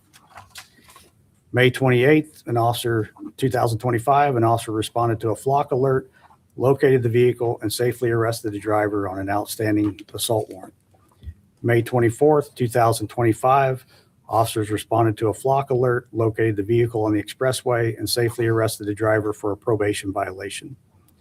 Also, May 24th, 2025, officers responded to a flock alert, located the vehicle, and safely arrested the driver of a hit and run warrant. Also, May 24th, 2025, officers responded to a flock alert, located the vehicle at a gas station, and safely arrested the suspect for an assault warrant. May 15th, 2025, officers responded to a flock alert, located the vehicle, and safely arrested the driver for a theft warrant. Also, May 15th, 2025, officers responded to a flock alert, located the vehicle, and safely arrested the driver for failing to appear in court. Also, May 15th, 2025, officers responded or stopped the vehicle based on a flock alert. The driver wasn't the one in person, but the stop helped officers contact the actual suspect, who later turned themselves in. May 1st, 2025, officers responded to a flock alert for a suspect wanted in another county. They positively identified the driver, conducted a stop, and made a safe arrest. April 23rd, 2025, officers responded to a flock alert, located the vehicle, and safely arrested the driver for failing to appear in court. April 17th, 2025, officers received a flock alert and located a vehicle driven by a suspect wanted for serious drug distribution charges. The suspect was safely taken into custody. April 16th, 2025, officers observed a vehicle matching a flock alert. They stopped the car, arrested the driver for failing to appear in court, and a canine unit found drug paraphernalia in the vehicle. April 2nd, 2025, officers identified a suspect's vehicle, added it to the flock hot list. After an alert, they found the car at an auto parts store, safely arrested the suspect on warrants, and found drugs in the vehicle. March 17th, 2025, an officer stopped a vehicle at a grocery store after a flock alert, leading to the safe arrest of a suspect with several outstanding warrants. Also, March 17th, 2025, an officer stopped a vehicle at a gas station after a flock alert and safely arrested a driver on outstanding warrants. May 20th, 2024, suspect wanted for theft in another town, safely pulled over and arrested after their vehicle was spotted on flock. In the category of stolen vehicles and hit and runs, December 16th, 2025, officers received a flock alert for a stolen vehicle. They spotted the car, safely took the driver into custody, and recovered the vehicle. November 13th, 2025, an officer received a flock alert for a stolen vehicle parked on the street. The vehicle had been purchased fraudulently in another city. July 5th, 2025, after a flock alert for a stolen vehicle, officers located the car. The driver fled and led police on a slow pursuit before running into the woods, where a canine unit helped safely apprehend the suspect. July 5th, 2025, officers observed a vehicle with a flock alert. Another officer later spotted the vehicle and safely arrested the driver in a restaurant parking lot. June 19th, 2025, an officer received a flock alert for a stolen vehicle. Another officer located the moving car, stopped it, and safely arrested the driver. Yeah. I don't want to interrupt because this is awesome, but I feel bad for you having to read so many pages of awesome, evidence of how this is working. Do you mind if I just ask you how many examples you have in each category? Well, all Because it's a total, well lot. over 100. I was within a little over a page of finish. And yes, it's So in that it's also category showing the was- great work that Right, it does, Yeah. it does. And I mean, if everybody wants to continue to hear it all, I don't mind, but I also, don't want to take up so much time if we also have questions. So Mayor, I don't know what you want to do, but Excellent job. yes, I mean, it's incredible. So I mean. Go ahead, Marty. You got something for the chief? Thank you, Chief. It's definitely great to hear all those success stories, and I appreciate that. So couple things that in your presentation was very detailed, and I appreciate that as well, that kind of caught my attention through some of this. So the first one's just kind of a curiosity thing, probably the easiest one to get out of the way. What do you guys do with HOAs? I'm sorry. What do you guys do with HOAs? So HOAs were actually our first customer ever, almost a decade ago, and they are able to essentially, they have flock cameras, and so Sure. whether they're live or license plate readers, it's the same setup where they can partner with a local law enforcement agency to get alerts to that agency if a vehicle that's wanted comes through their area. Got it. Okay. Thank So you. essentially the HOA purchases the equipment. Sure. And then if they partner with a local law enforcement agency, Then they give that information that's exactly to. right. All right. But again, that HOA would not get any law enforcement databases or information. Got it. And then one of the other things that I heard you talk about when you talked about the private clients was organized retail theft, because you talked a lot about how all you guys do is take pictures of public facing things, specifically backs of cars, license Yeah. plates.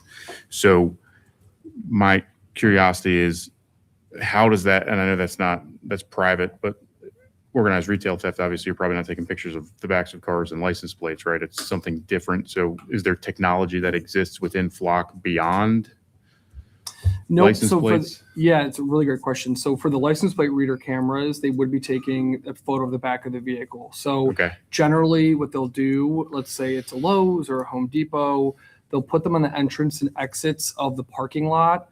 And a lot of times their local cameras will catch the perpetrator and the vehicle. Got it. And they'll say, okay, this is a silver, I'm going to make this up, silver Toyota ABC 123. And then Hope nobody has that combination. out there. I'm sorry. We'll say Alaska because we're not in that state. Alaska silver ABC 123. That's safe, I guess. But and then if that vehicle were to either cross so Lowe's could submit that to the local police department. Got and it. then if that vehicle were to cross a city camera or another Lowe's camera, it would say, hey, that silver Toyota that's been committing retail theft. So it's more of an integration into That's what exactly they're, right. okay, got it. That makes perfect sense. And I think that leads me to the third question, where I can't remember how many ago it was of the incidents you read off, but you talked about one where they identify the license plate and the suspect after going back. I guess there was a complaint that came in and you went back and you reviewed the flock data and you said that you were able to identify the license plate and the suspect. Was that in the flock footage that you were able to identify? a That would be suspect? within, you have that 21-day period. Okay. So you could essentially have a suspect vehicle in a burglary, let's say, and it may take time to develop that suspect vehicle information. Once you have the potential tag number, suspect or vehicle description, you can enter it in the flock. It'll go back to 21 days. That's as far as it's going to Got go it. back, but you can actually go back.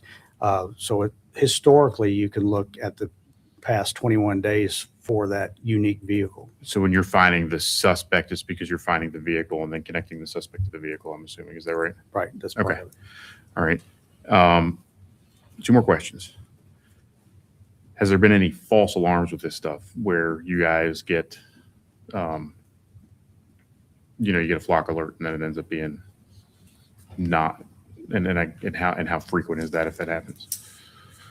No, as far as in Lynchburg, I'm not aware of any false Okay. alarms or false hits because, again, you also have that two-step verification that the officer has to go through. So even though they may get that flock alert, then they have to, if they fall in behind that vehicle, they have to visually compare that and make sure. And I'm not aware of any false hits from flock, and that two-step verification actually helps with that as well.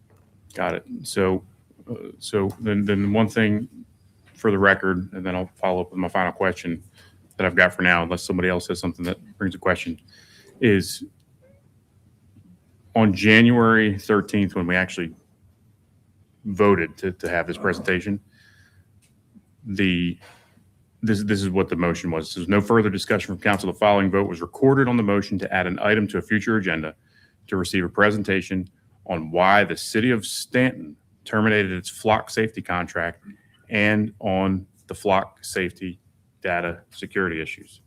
So just for the record, The motion was to get a presentation on why Stanton terminated its contract. We haven't heard anything about that. And the question that I have specifically when it comes to the flock technology, and my number one concern, because we had a citizen who brought this to us in public comment, and that's the purpose of this, is to speak on behalf of our constituents and get this information. Penetration testing. Is there third-party penetration testing happening of our specific, I'm not asking you to identify what our configuration is, right? But is there third-party penetration testing happening to make sure that there is not the ability to breach these things? I'm not concerned about what you guys do with the data. I'm concerned about somebody trying to penetrate the system, because I think that's where you're probably familiar with the white paper that came out last year. And that's the concern that was brought to us. That's what was emailed to us from the citizen. And what's the ongoing way that you guys as an organization are addressing those vulnerabilities and, I guess, patches, firmware upgrades, things like that, to make sure that the cybersecurity side of the equipment and the hardware and the configuration that we have here in Lynchburg is not easy to penetrate? Yeah, I appreciate that question. And I'm going to start by answering that I'm not a cybersecurity expert, so I want to be very clear on that. Sure. When I answer this question, so I'll give you a very high level. So one of the things that we always encourage folks is to read through our blog, because we actually have addressed all of the different concerns, like the white paper that we're actually in communication with the person writing the white paper the entire time they were writing that. But any of the issues that have been brought up about the system, have been not only identified and to our customers, but also put out publicly in our blog posts and rectified. So I'm not aware from our cyber team of any issues that are out there that have not been addressed and rectified. I would say that, but importantly though, and even the folks that really don't like our technology have acknowledged our customer data, our servers, our systems have never been breached. So you will find videos on YouTube where someone's taking apart our physical cameras, things of that nature. There was a situation in a town in Georgia where when a installation of live cameras, so not LPRs, but live cameras was being installed, the cameras were put on essentially a public LTE instead of a private. And so for a short period of time, those were accessible online. Those were cameras in the public right away. So you'd see them if you were standing on that street as well. That issue was immediately rectified, and system-wide patches were put in place to prevent that from ever happening again. But all those issues we not only acknowledge, but we publish on our website. And to answer your question, and again, at a high level, yes, we do. Our Chief Information Security Officer, and I'll have to remember the name of the company, in addition to our stress testing, has brought on additional third-party validators to stress test our system. And I just can't remember the name of the company that he brought on recently to do exactly that. I would say that if you ever have a technology vendor that sits in front of you and tells you they're perfect and nothing can ever go wrong, never utilize that vendor. But I will say that importantly in our case, our customer data, our servers, our internal systems have never been breached. And anytime there are issues that have been brought to our attention or that we identify ourselves or that a customer identifies, we not only rectify those issues, but we publicly acknowledge them. Got it. Thank you. Absolutely. Ms. Timmer. Thank you, Mr. Mayor. Thank you all so much for this presentation. Very helpful. My questions are kind of along the line of cybersecurity as well. So maybe that's in another presentation. But and I'm by no means a cybersecurity expert, but I've had to deal with server issues in another job. And so I'm assuming that your servers are owned and airlocked, and that you don't have an outside server storing all this data. So our customers' data is stored on AWS GovCloud. Okay. That's helpful to know.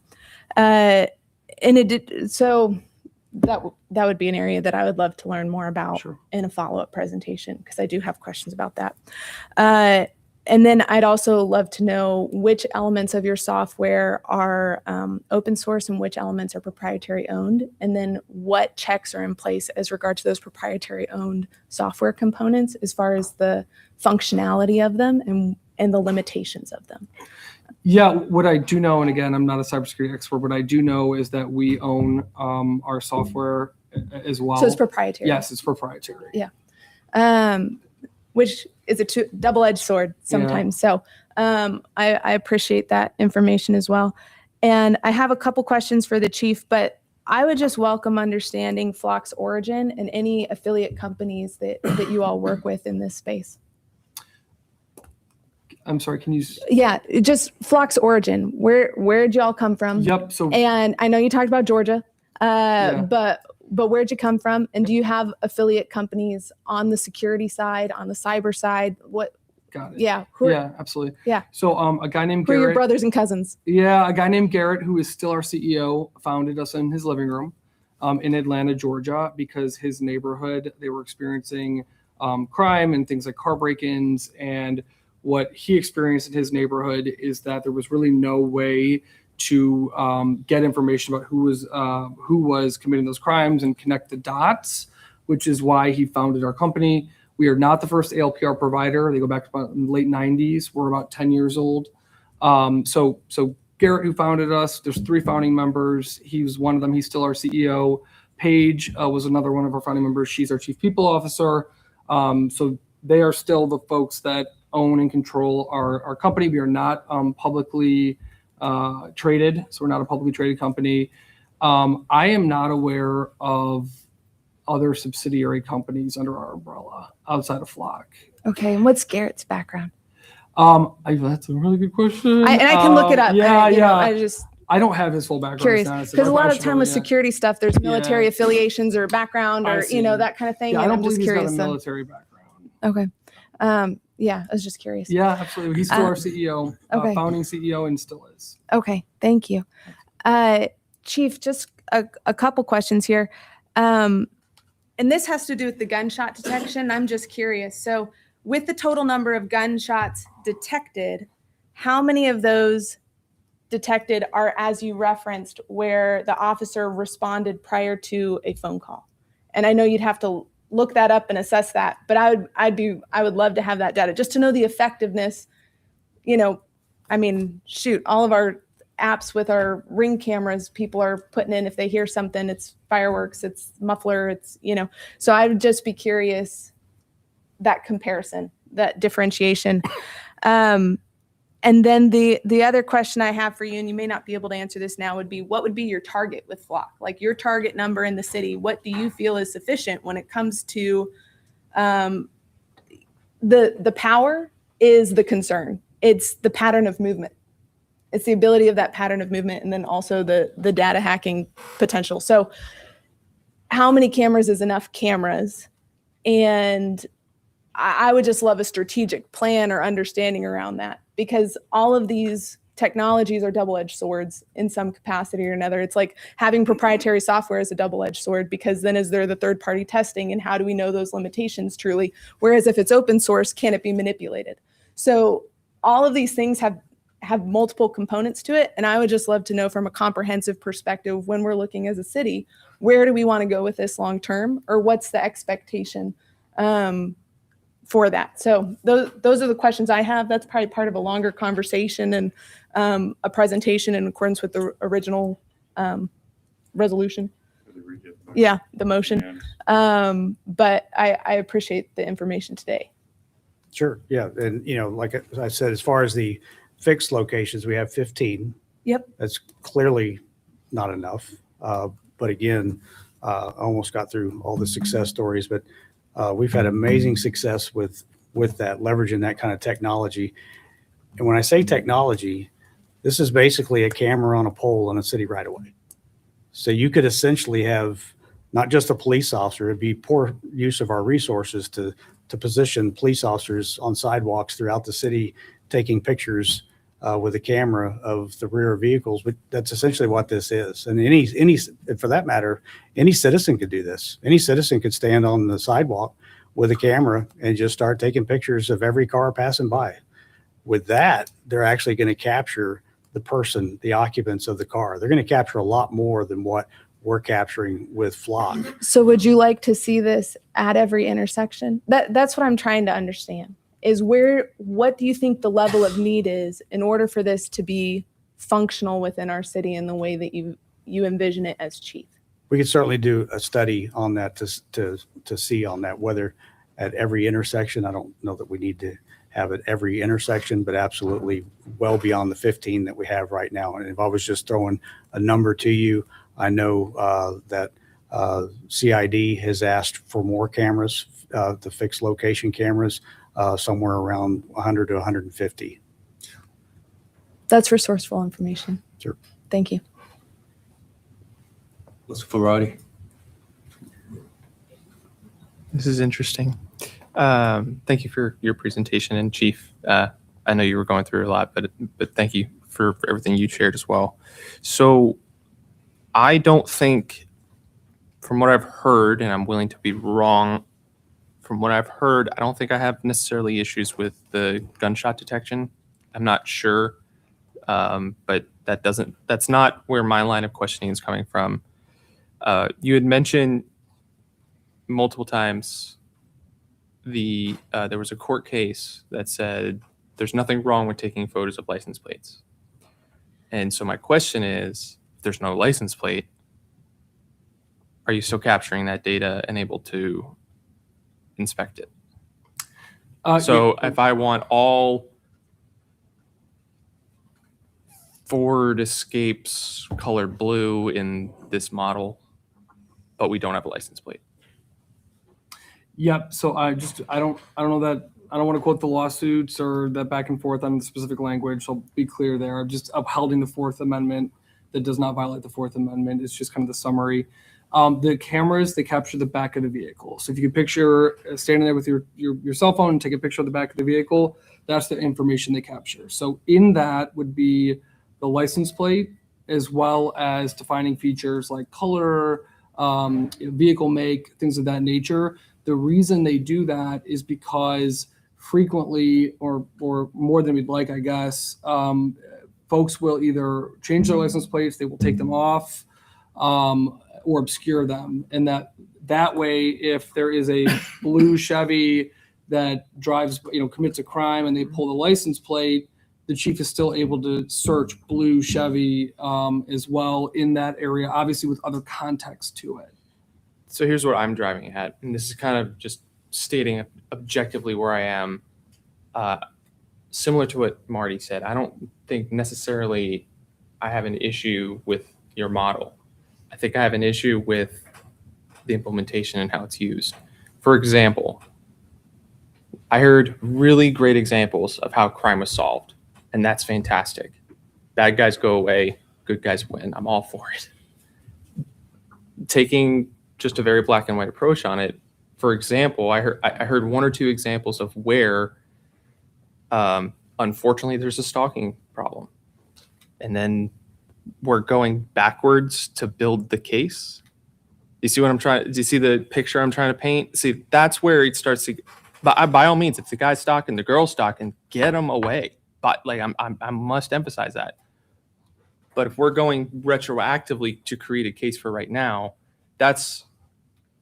Do you see how someone like me says, "Hey, wait a minute, that's a little backwards"? Yeah, Councilmember, thank you for the question. I would say that importantly in the system, again, the proactive alerts are going to be generated by license plates and vehicles associated with a crime or missing person. If an officer is going into the system to look back at 21 days, again, they're only going to have that 21-day window, and they have to enter in who the system knows who they are, why they're looking for it, and a case number. So it's not going to be an arbitrary search of some. There's going to be, bona fide information about that potential suspect that they have to enter in that's logged, and so that the chief and other folks can look that up. So it is not a arbitrary search. It's going to be based on, information from the police department. Let me say a little more directly, and it's more just to emphasize the concerns that I've had multiple people reach out to me, and I'm trying to articulate it. And what I'm trying to say is that's all well and good. That's great that there's a case number assigned to it, what have you. But over a 21-day period in Virginia, there's 1580 locations that if there's a case number made about Chris for some reason, they have data on me for the last 21 days. Do you understand what I'm saying? Even though it may not be related to what I might be under an investigation for. That's the concern I have. It's like this buildup of information of, hey, I'm just going to work. I'm just now, and Chief, I've nothing but respect for you. I'm just trying to paint the picture of the concern from a citizen perspective. Well, we know that Chris may leave work at 8:56 and he gets home at 4:57, but none of that was related to the case that I'm inputting into the system. I'm trying to paint that picture. So I think there was one case I mentioned where it was a stalking case, and the vehicle traveled through the flock, and it looked to be traveling generally in the same location as the victim. And the officers got over there. They were able to locate the vehicle, arrest the suspect. So then in that situation, I'm sure they did this, you would be able to go back 21 days and see. Now, if it's not in that area, then it's not part of the case. Just because the vehicle hit, Timberlake Road, 460, well, if it was actually downtown, well, those flock hits have really nothing to do with the case at all. So they wouldn't necessarily be captured and retained as evidence of that. If it's a particular street, Fifth Street, that let's say the victim lives on, then yes, you would be able to show the number of times over the previous 21 days that vehicle traveled on Fifth Street. To your point, that person could also have had legitimate purposes, reasons for being on Fifth Street, going to work, going across, to visit someone else. That would play out in court to that. Because again, that is a clue, but that doesn't prove the case either. That every time the vehicle passed on Fifth Street was because they were stalking that individual. Are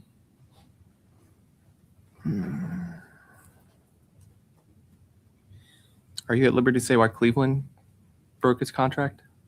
Cleveland has not broken its contract, but I'm also not involved in that. I'm aware. Case, yeah. Yeah. Okay. I won't take up all the time. Thank you for your candid answers and being here today. I'm still uncomfy.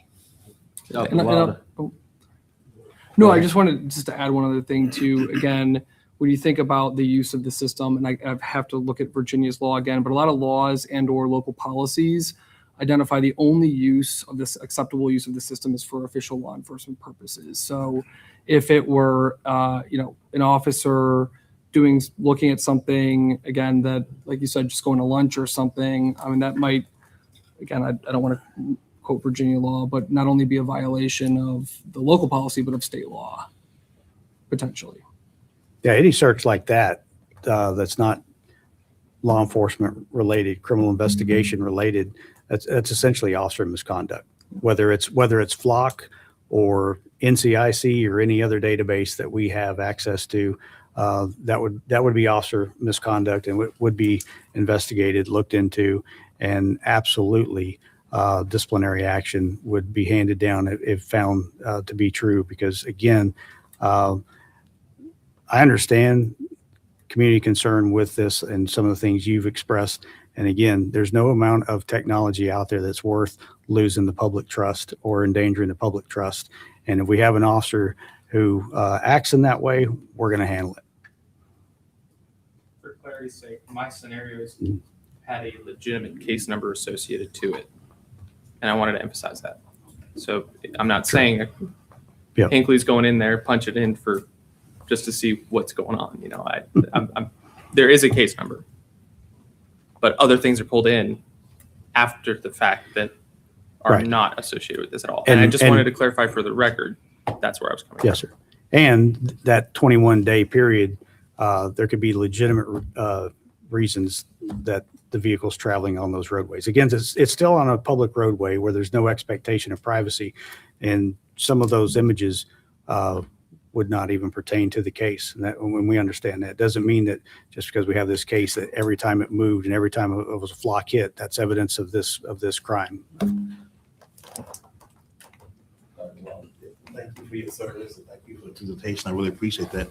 You know, like every system has challenges, but we have all these items in our toolkit that we can use for our community, like the property toolkit and dealing with dilapidated property and things of that nature. Some things we can use for that, like the curfew, addressing certain issues in our community for our children out at nighttime. So there's always these tools. Again, I appreciate the tool we have. You know, sometimes we get hear issues where this crime not being solved, or why can't they find Kingston's murder, or why can't they find this or whatever. Like I went to the house last night and the other night, and this noise was going on. It was fireworks, and the kid said, "Oh, you hear all those gunshots? I said, that's fireworks." You know, so I'm glad they distinguishes the difference. But I appreciate the tools we have. Nothing's perfect, but I appreciate, and I understand the concerns of community members. But I'm appreciative of the department, that you're not just you always hear like, what are we doing? What are we doing? What are we doing about dilapidated property? What are we doing about overgrown grass? What are we doing about this? What are we doing about kids out at nighttime? I'm glad we're doing something. We're proactive, and we're trying to address the issues that are at hand about crimes and about people doing things in our community, speeding cars or whatever the case may be, that we're doing something. So I appreciate that. I appreciate you continue to monitor these and make sure there's safeguards in those systems. But I appreciate we have these systems here that we can address issues when they do occur. Thank you. Dima. Thank you, Mr. Mayor. Thank you very much, Mr. McCormick, for the presentation, and Mr. Bach for attending today. One thing, there is a whole lot more questions that I think we would have had more time to, but we got a long list there of some very positive things. I appreciate all the positive things. I wish it would be some transparency to this and maybe offer some of the less positive things. I'm sure they're out there. It's no system that's perfect. I've been a chief information officer for a security company after 9/11 out of Israel, and I'm very interested in public safety, but I'm also interested in security and privacy. Those are also concerns of mine. And I always worry about how these can grow into something more. So a lot of my questions will probably have to do with, is the capability in the system? It's just not turned on, so that at some point you turn it on someday. There was a screen up there, and I do want to hear what Mr. Mizjan said. We asked a very specific question about a very specific Virginia locality that has canceled their contract. And I'd really like to hear more information on that still. And that was one of the key things we, as a council, unanimously said we wanted today. So again, a follow-up would be great. The screen, I don't know if you can get to it on the presentation that I loved. It was the screen that showed, I don't know what locality it is, might have been San Joaquin. Had a list of all the public-facing information that was available to the private citizens. I don't know if you can direct her to that screen. Yes, I love the screen. What's detected? License plates. What's not detected? Acceptable policy. I know we have some of this in our policy. The chief shared the policy with me. Number of cameras. I don't think that's out there. Data retention is out there. External organizations with access. I don't believe that's out there. Quick yes or no question. Has the federal or state government subpoena our data, Chief? Have they done that? Sure. Has the state or federal government subpoenaed our flock data at any point? We report our flock data to the state. Automatically, not subpoena? Correct. Yes. Okay. All right. I think, the access to other organizations, you say it's our data, but a subpoena changes that instantly, right? We give out the data to somebody else who's asking, and appropriately probably asking. There's been a lot of reports in Virginia of the categorization being so generic and blasé that you really, it's like investigating, one word, used 32 times to justify a case. I read a Virginia news article that was the case in one locality in Virginia. So is there any controls on the categorization so that they've got to give a sufficient amount of information, not just a case number, which is great, but in my mind, just that one word description of every, here's why we did it. We were investigating. Well, of course you are. I understand that. We need more information. And I think the public has been very loud about this. They've come into our chamber and they've talked to us, several citizens. And our job is to basically try to be their voices. So we have some concerns too. I think the written policies are good. I think there could be a little better. I wish it wasn't buried so far down in the site to try to find it. I would love to get that information out there so our citizens could access it for openness and transparency so they could understand the policies behind these cameras. I personally FOIA'd the location and was denied. And I did that because I heard someone else had FOIA'd the locations and it was denied for strategic reasons or whatever. But I mean, these things are on the side of the road. Everybody can see them. We all know what they look like now. There's websites, deflockme.com or whatever. I mean, that tell most of the locations. So it is out there. But in my mind, I think the location information should be public information. If that thing's hidden up in a tree in my neighbor's yard across the street and it's painted camo and it's pointed at my bedroom, that's a problem. I want to know where these things are. And I think that information is something the citizens of Lynchburg would like to have. So I wish I hadn't been denied that FOIA. I think that there are case law in Virginia where the courts have ruled that information is available and has been released in court cases. And I pointed that out in my FOIA, but there was no response to the fact that Virginia courts have ruled that location information is not hidden because it's right out there on the side of the street. We all see it. So why would you not tell me that list? The Axon license plate tech, you gave us all the great stories, a whole lot of them, but I know that there's false positives, okay? And I would love to know a percentage of false positives on gunshots, on license plates where the information was later found to not match up with the Flock or Axon initial system reporting. What's the accuracy rate? Because there's always, I understand computer systems, they're not perfect. In fact, are you aware that there's a countermeasure technology, eBay, to countermeasure the cameras so that the license plates cannot be easily determined? Are you familiar with that? Like a screen or a shade? There are screens, there are shades, there's several different methods, including stickers that go over the numbers.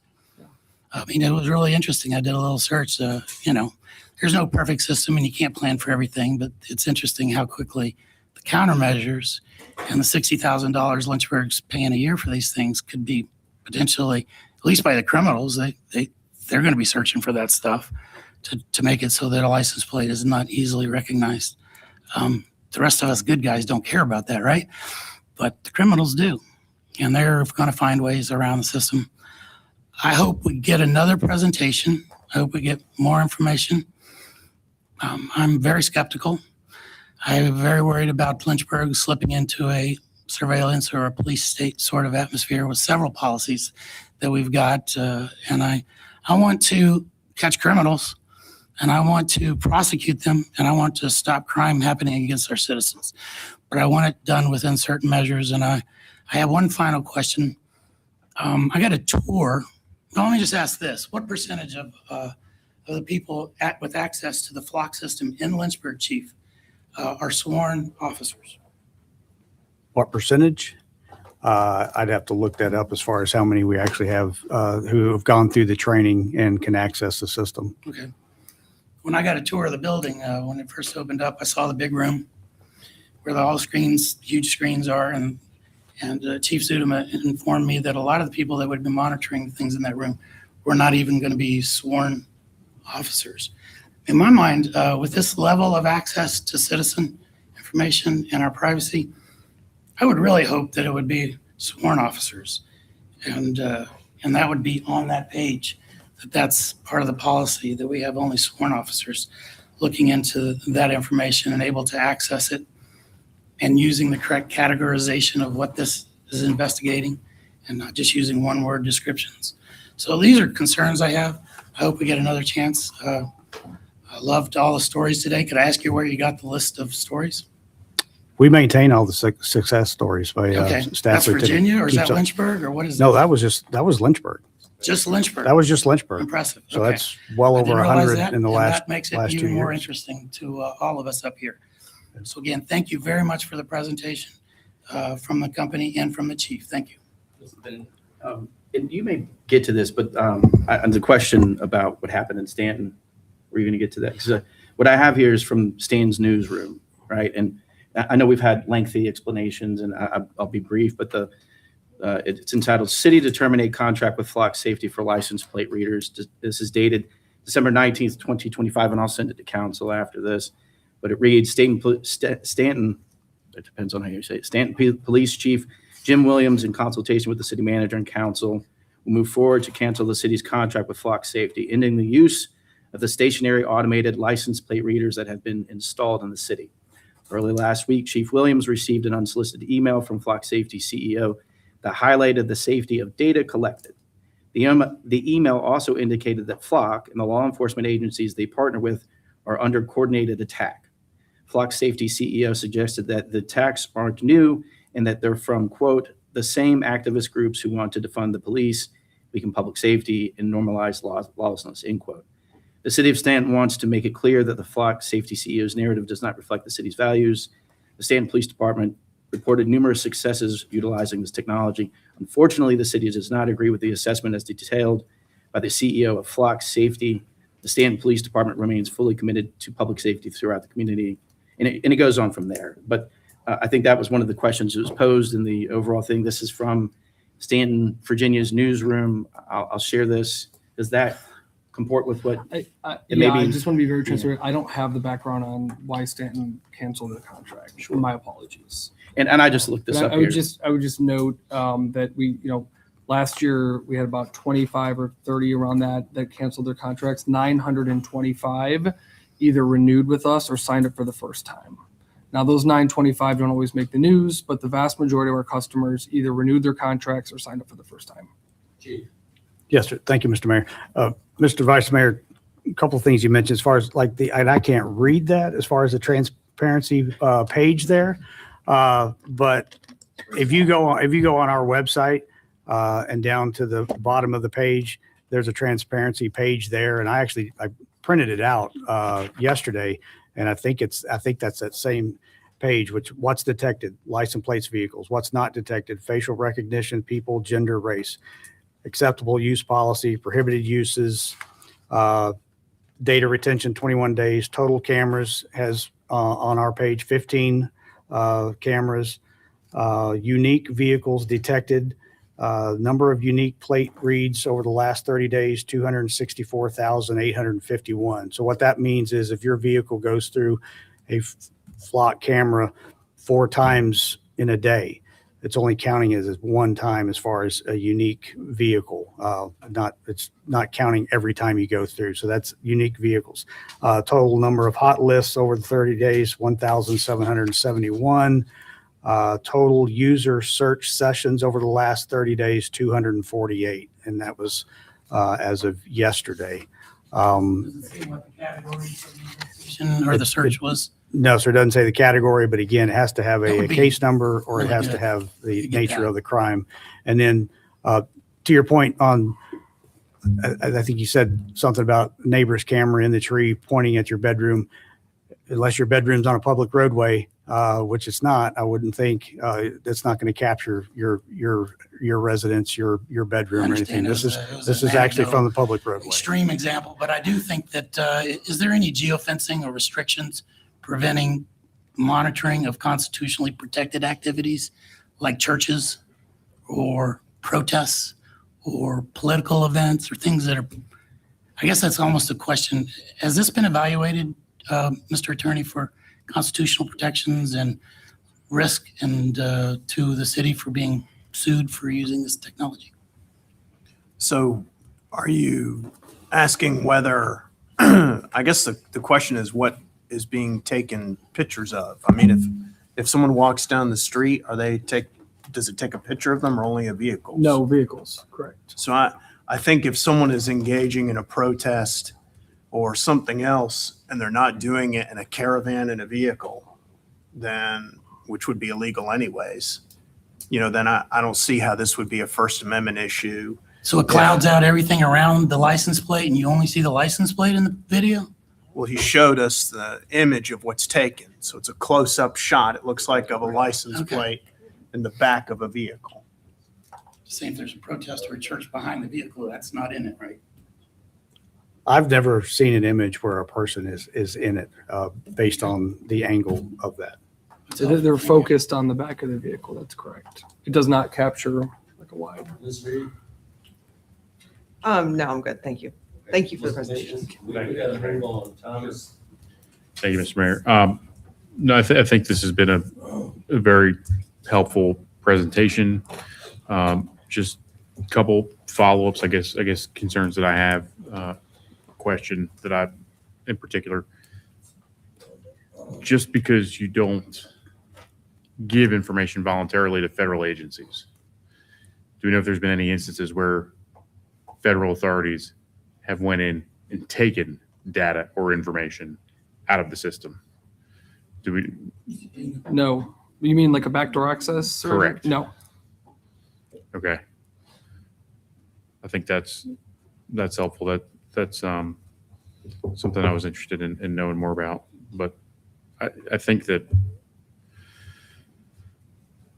this should be an ongoing conversation. I think that my request at this point to staff would be that any expansion on capabilities that Flock has to offer, I do think that there needs to be a discussion with council before that occurs. I think that that's appropriate. I think that's responsible.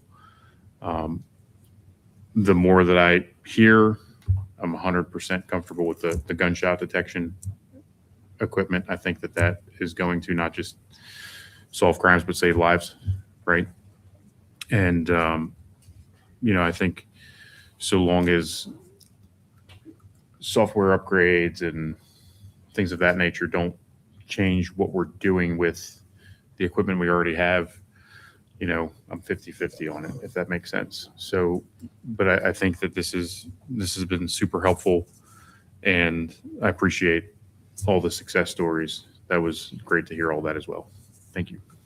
Thank you, Chief. Thank you. Oh. Everybody good? Thank y'all. Thank y'all for coming. Thank you. And Mayor, I just want to thank you and the council members, and we're happy at any other point to provide additional information or to come hang out with you again. So just know that we're here as long as you have additional questions or concerns. Yes, So sir. thank you so much. You're welcome back. Of course. Yep. I have a card. That'd be really good, yeah. Thank you, Chief. Thank you, sir. Captain?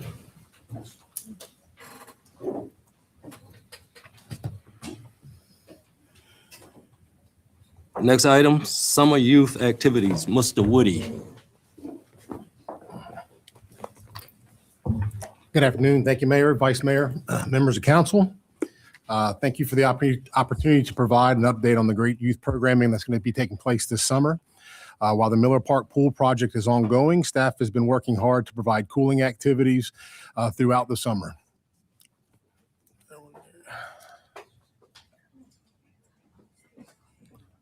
There we go.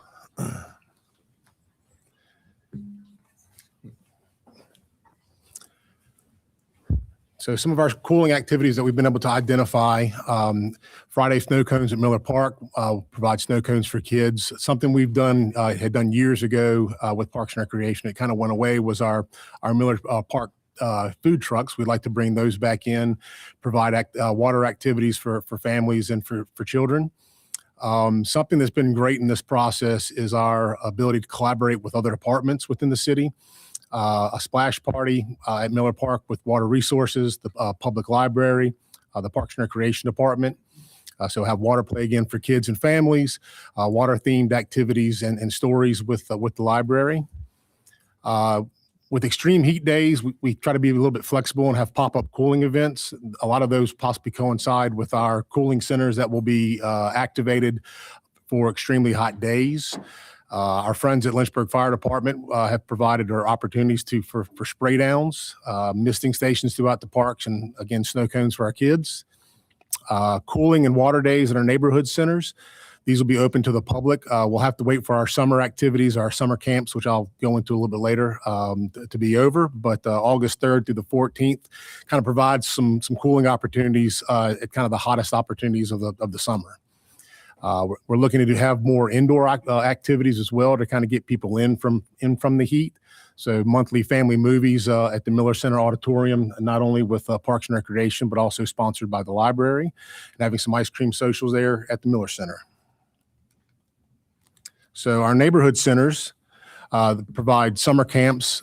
We've actually expanded upon these to provide more water activities, so water games and competitions. Again, cool down treats. Again, thanks to the fire department for being willing to kind of help out with the spray downs at those centers. Additional and expanded field trips, arts and crafts at our Jackson Heights art studios. A big thank you and a big shout out to Randolph College. They've opened up their pool and are going to allow us to have some camp days at the pool. So we're still working out the logistics of that, but we're very, very happy and thankful for their partnership. Fun Fridays at the Fairview Neighborhood Center. The neighborhood centers will take turns kind of going out there every other Friday and just converging for a big party. Registration is required at the neighborhood centers for these, and we do have scholarships available for kids that have difficulties paying. Summer lunch program. This is a sponsored activity by Lynchburg City Schools in partnership with Lynchburg Public Library and the Parks and Recreation Department. We'll host this at the Miller Center Mondays and Wednesdays, 11 a.m. to 1 p.m. So lunch will be provided to any child 18 and under for 9 weeks. Last year, the library served approximately 60 kids per day for roughly 1,400 lunches for the summer. No city dollars are provided for this. It's a program funded by the FDA. A little bit more about our summer library programs. Activities are being planned around those lunches to offer another opportunity for our youth to kind of beat the heat and spend extra time at our library hubs. So they've got family-friendly activities, so story times, crafts and games, Lego club, local performances, the movie matinees that I mentioned. The summer reading programs. So they'll have a dinosaur theme reading, give an opportunity for the youth and the kids to win prizes. It's for youth of all ages, and it operates for the majority of the summer, June 1st through August 8th. Something I know that the library is very proud of and excited about is their bookmobile. The bookmobile has scheduled stops in each of the wards and will be at several community events throughout the summer. It operates as any other library and has the same protections in place. The bookmobile will officially be on the road starting in June. It will have dedicated staff and the ability to issue library cards, host programs, and also have dedicated collection available for checkout. I know Miss Alicia handed out our activity guide, and Miss Timmer mentioned she loves paper products, so you'll have some extra take home with you. There you go. And I'm sure everybody reads it every day when they go home, right? So it's just, these are some of the activities that we have already planned with the additional ones on top of that. So arts and crafts, pottery and painting at Jackson Heights Art Studio, the performance arts. So we have dance and tap classes, craft night out, athletics. We're expanding our soccer camps this summer. We have additional tennis camps, nature and outdoors. So we have canoe and kayak rentals at Ivy Creek Park. Learn Your Mushrooms. We have a large series on that one. Bio Blitz is an opportunity to go out, and it's called an app called iNaturalist, I believe it's called. They go out and they actually identify all of the species that are at the parks and kind of help document what's out for a larger database. We also are involved in the 41st annual Bateau Festival this year. That's always a great event. That'll be on June 19th and 20th. It's usually a huge turnout down on the riverfront. Our neighborhood centers I mentioned before, but on top of the summer camps, we have play groups, workforce readiness, and job placement. That's a great opportunity for our high school kids that have never really had experience interviewing. We give them the tools to go out and hopefully find those summer jobs or those after school jobs. Sing it, say it, dance it. Summer lunch and play. That's another opportunity for USDA provided meals and the opportunity to teach kids while they actually have some healthy opportunities for lunch. and our summer camps at Miller Center and also Ivy Creek. Master Chef Junior, the World Cup STEM Camp. Water Bugs is a program that's designed for young ladies to get them involved in fishing. They get them out to Ivy Creek Park and kind of help them get them involved in the outdoors. Something we've all been kind of really proud with, and I really want to make sure that we highlight and celebrate some of our partner organizations for our rec youth sports. Two of our programs that are going on right now, so Lynchburg Little League and Lynchburg Parks and Recreation Flag Football. Lynchburg Little League actually added 4 teams this year over their numbers from last year. That includes their baseball and softball. So their numbers are growing. Our flag football program has held steady, and we're keeping kids in the city participating in our league. We actually have playoffs this weekend for those folks. Our Lynchburg United football program, the Ramoneers, they've had 4 teams again this year. It'll be their 3rd year in existence in the Seminole District Youth Football League. My understanding is their 7 and 8-year-old Mites team is the 2-time Super Bowl champs. So I'll be going looking for a three-peat this upcoming season. And finally, really happy to announce that Central Virginia United Soccer, so CVU, is returning to the city this fall. We're looking to get recreation soccer back into our city limits and keep kids from having to go all the way out to the counties to participate in those programs. So working with our great comms team. So for more information, this information will be promoted by a digital social media. We'll have a physical and electronic distribution flyer. The summer cooling web page will be updated constantly. It's going to be a floating schedule, and it's going to be constantly evolving. So our activity schedules will be updated. The cooling center information will be on there, our spray grounds and our splash pads, summer food access schedule, and our library hub programming. Again, thank you very much. I'll be happy to answer any questions you may have. Any questions for Mr. Woody? Mr. Ferrari? Mrs. Feraldi is requesting a 30-plus women's soccer league. If you can make any arrangements for that, I'd appreciate it. Any particular location? In all seriousness, so I started for the first time in, 15 years, I played fast pitch baseball. I joined I'd call it a rec league, but it's about an hour around. And it's been amazing to see how much different I move. I'm amazed.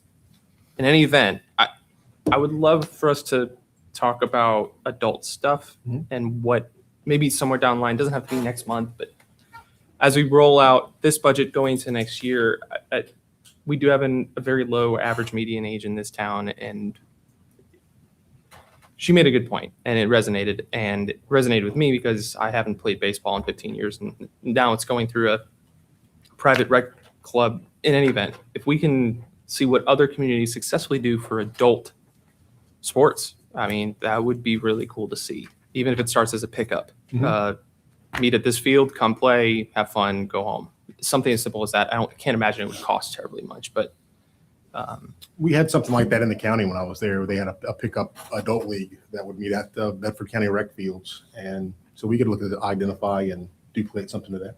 I know one person who would be very happy, maybe 2 actually. Thank you.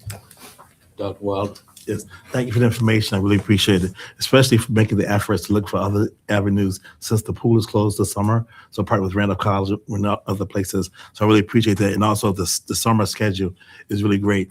As far as the summer lunch and play, it's $25. Is that like every day or once a week or just a one-time fee? That's the one-time fee. One-time fee, great. Do you have even though it's small, do you have scholarships? We have scholarships available, yes, sir. Excellent. So I think it's really amazing. It's at several of the centers. I'm glad. I know one time I think they were closed during the summertime. So I'm glad to see them being open during the summertime for the youth in our community.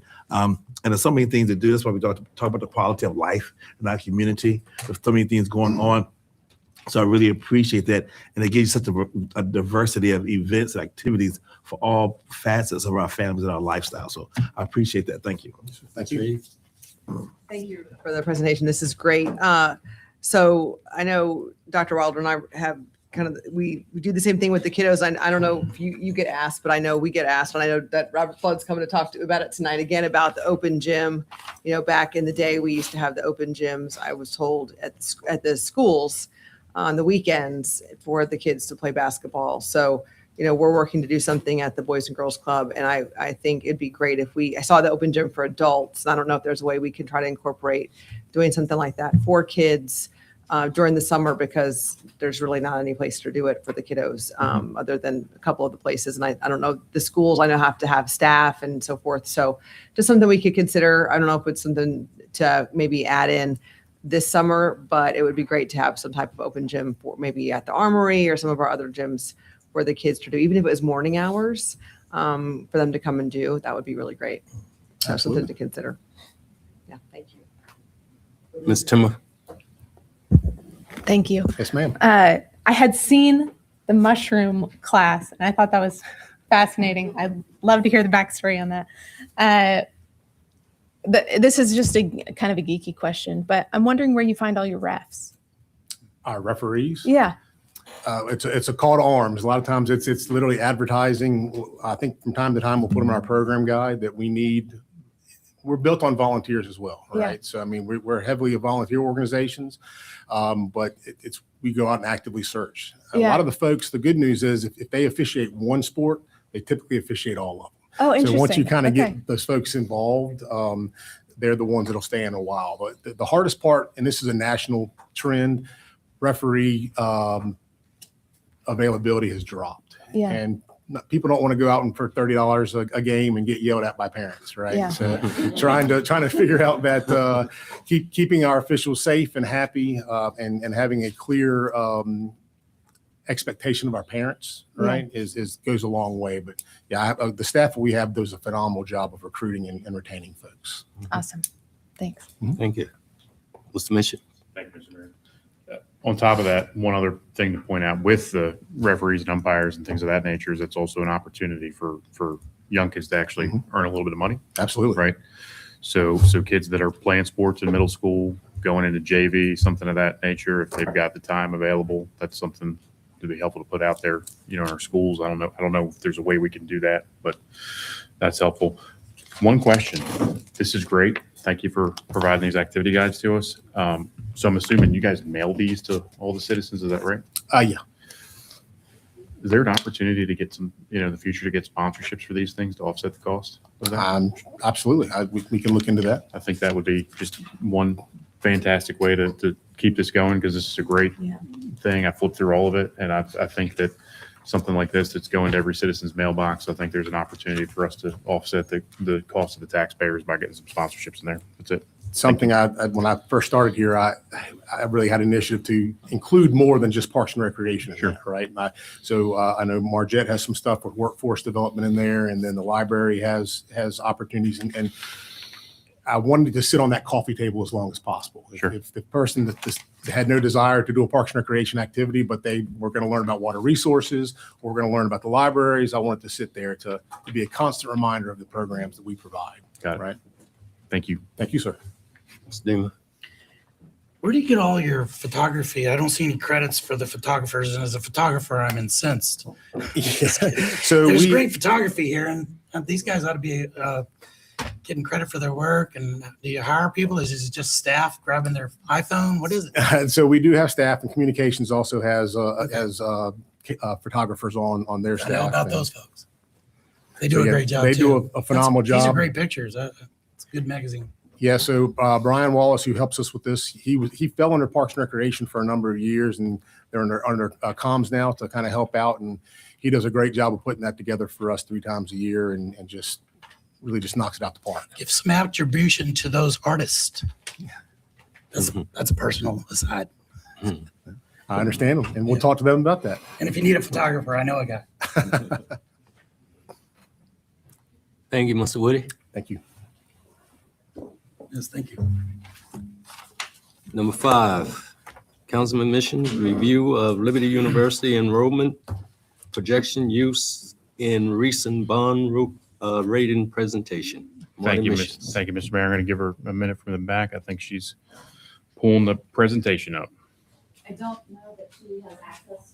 I don't have email access. So if we have presentations, they could just be emailed to me and maybe even Susan Brown the Monday before.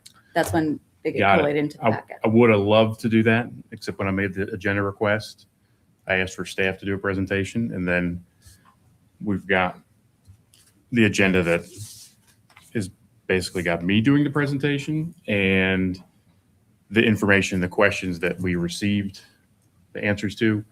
We didn't get those till about 8 o'clock last night, right before the work session.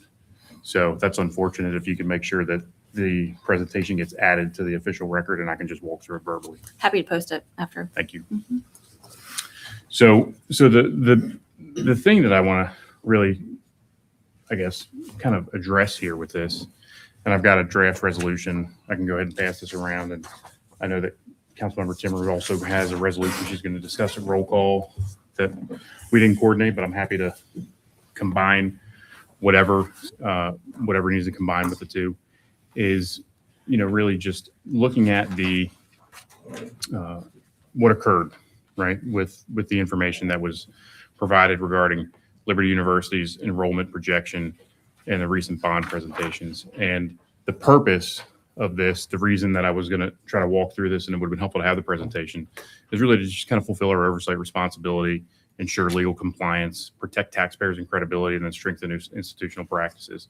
So let's talk about what happened and why this is even coming up. So during preparations for the almost $72 million in Series 2026 general obligation bond, city officials shared a projection that Liberty Universities planned to increase on-campus enrollment to 30,000 students, which is almost double, by 2031 in 5 years, with rating agencies that would have projected about close to a 20% population increase for the city of Lynchburg within 5 years. It'd be incredible. But the projection was also incorporated into S&P's public April 10th, 2026 rating report as a positive stabilizing factor supporting our AA plus bond rating. And then it was later acknowledged internally that the projection had no source, staff had gotten ahead of itself, and it may or may not be accurate. Since then, it's been published to an NPR-linked media network, and Liberty University provided a public statement that it had no such expansion plans beyond current capacity. The information originated somewhere within the city government, entered the public domain via third-party report, widely relied upon by investors, and was subsequently walked back. So that's really kind of the purpose of why I wanted to have this discussion. So, when you look at this, there are concerns about the legal framework here and how the anti-fraud provisions do apply. I know that there was information provided in the responses that we were provided at 8 o'clock last night before this meeting that heavily reference the official statement as the formal disclosure document. Well, I agree that that's correct. I think that some of the things that we're missing are that the anti-fraud provisions, Rule 10b-5 applies to any statement by a municipal issuer that is reasonably expected to reach investors and the trading markets, regardless of medium, intended audience, or whether it was published for securities purposes. So this explicitly includes presentations to rating agencies and information appearing in their public reports. Keep in mind, this also was published in the news in advance. There is precedent. In Harrisburg, in 2013, there was actually a SEC enforcement action against a municipality for misleading statements outside the formal disclosure documents. And it really kind of looks at the materiality standards. It's the total mix of information is what it comes down to. So the concerns that I have is the response that we've received from staff says the first thing was unofficial statements do not create liability. I think that's potentially an incomplete statement. Any statement reasonably expected to reach investors and the trading markets, including presentations to rating agencies and resulting in public S&P reports, they're subject to the anti-fraud standards. Another claim was made, no SEC enforcement exposure because it's not in the official statement. That's kind of narrow, right? I think the SEC has pursued misleading information in various contexts that affect the market, including information provided to rating agencies that appear in public reports. Another claim that was made is there's no need for correction. legally debatable, practically unwise. I think for credibility with citizens, rating agencies, and the market, a public clarification is advisable. The S&P report remains public with the original language. And then another claim was there was a dismissal, not necessarily a claim, but there was a dismissal of reputational market risks. I think that there are real and material risks that are there. It affects future rating agency interactions, investor confidence, and potentially long-term borrowing costs. And again, since it's published in the news in advance, the fact that it was false, NPR has actually covered that it was false. There is some reputational risk there. So risk to the city and the taxpayers, obviously legal and regulatory, reputational and credibility, market and financial, and then governance and taxpayer protection are things that we're concerned about. So the proposed resolution, what the goal is here, and without reading it verbatim, is to affirm our commitment to full compliance with federal securities laws, including anti-fraud provisions applicable to statements reasonably expected to reach investors and trading markets. It would direct staff to issue a clear public clarification on the enrollment projection and notify rating agencies with report to council within 30 days. It would direct engagement of independent outside securities counsel, separate from transaction counsel, to review the matter and recommend enhancements to disclosure policies and give that report to us within 60 days. And then it would direct a review and updating of disclosure policies and procedures, including vetting processes for information shared with rating agencies and training for relevant personnel. Finally, and I think this is very important, it would affirm the city will not indemnify or advance funds for fines, penalties arising from willful, reckless, or negligent violations or disclosures of securities laws by individuals. I don't believe the taxpayer should be carrying the burden of those fines, because my understanding is the fines are against the individuals that make the false disclosures if there is enforcement action. So defense costs addressed for existing policies and insurance with review of current indemnification provisions. So looking at essentially saying, you know what, if somebody goes up and they are willful, reckless, or negligent in their actions, that the taxpayers aren't going to bear the burden of that if there's SEC enforcement action.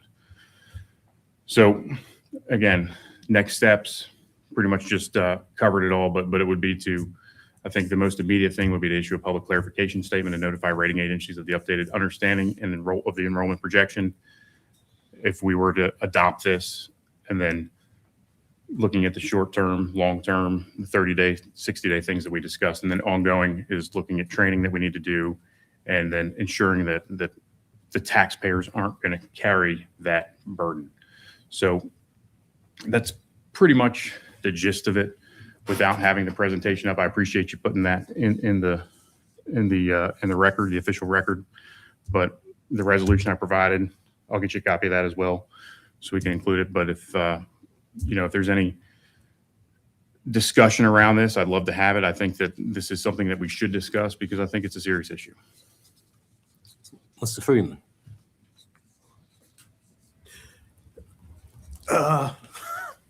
Well, I guess Mr. Mischins has proposed discussing it. I mean, there's some pretty serious allegations that I'm hearing, and I do question their veracity. So, certainly I think in lieu of just bringing it up for a vote, maybe council could speak about the idea of representatives from Liberty University coming here talking about what's true or not. I would say closed session. Okay. Yes, we Yes. yes, Yeah, absolutely. yes. That's a separate agenda request. No, I think it's absolutely necessary right now. Ms. Timmer. Thank you, Mr. Mayor. I'll speak to this more in my roll call. There's similarities, but it's distinct. I think allegations is an inappropriate word, Mr. Friedman, because what was stated were facts of what happened in the context of events and what's been published, not assuming motivation. So I disagree with that representation of the concern that's being brought forward. There are facts of an issue, and it's not about blame, but it's our responsibility as council members to deal with that issue because it impacts our municipality. So this is in the public. It shouldn't be a closed session. Everything has been reported publicly, and it's about public disclosures. It is not a closed session item, and it is not about allegations. It's about a factual pattern that is documented and what action we as council are going to take in response. That's the question before us. Mr. Deemer. Thank you, Mr. Mayor. I agree. The word allegations, that didn't take place. I didn't hear that. So I'm not sure where that came from. What I said in the last work session, I think bears out still. I think kind of goes back to something my mom taught me. When you make a mistake, you admit to it, number one, and that has happened. And then you try to make it right. And I don't think that has fully happened yet. I think that the city and the employees that did it need to explain themselves. I don't think we need to bring Liberty University faculty in here for some sort of interrogation or whatever of them behind closed doors. That makes zero sense.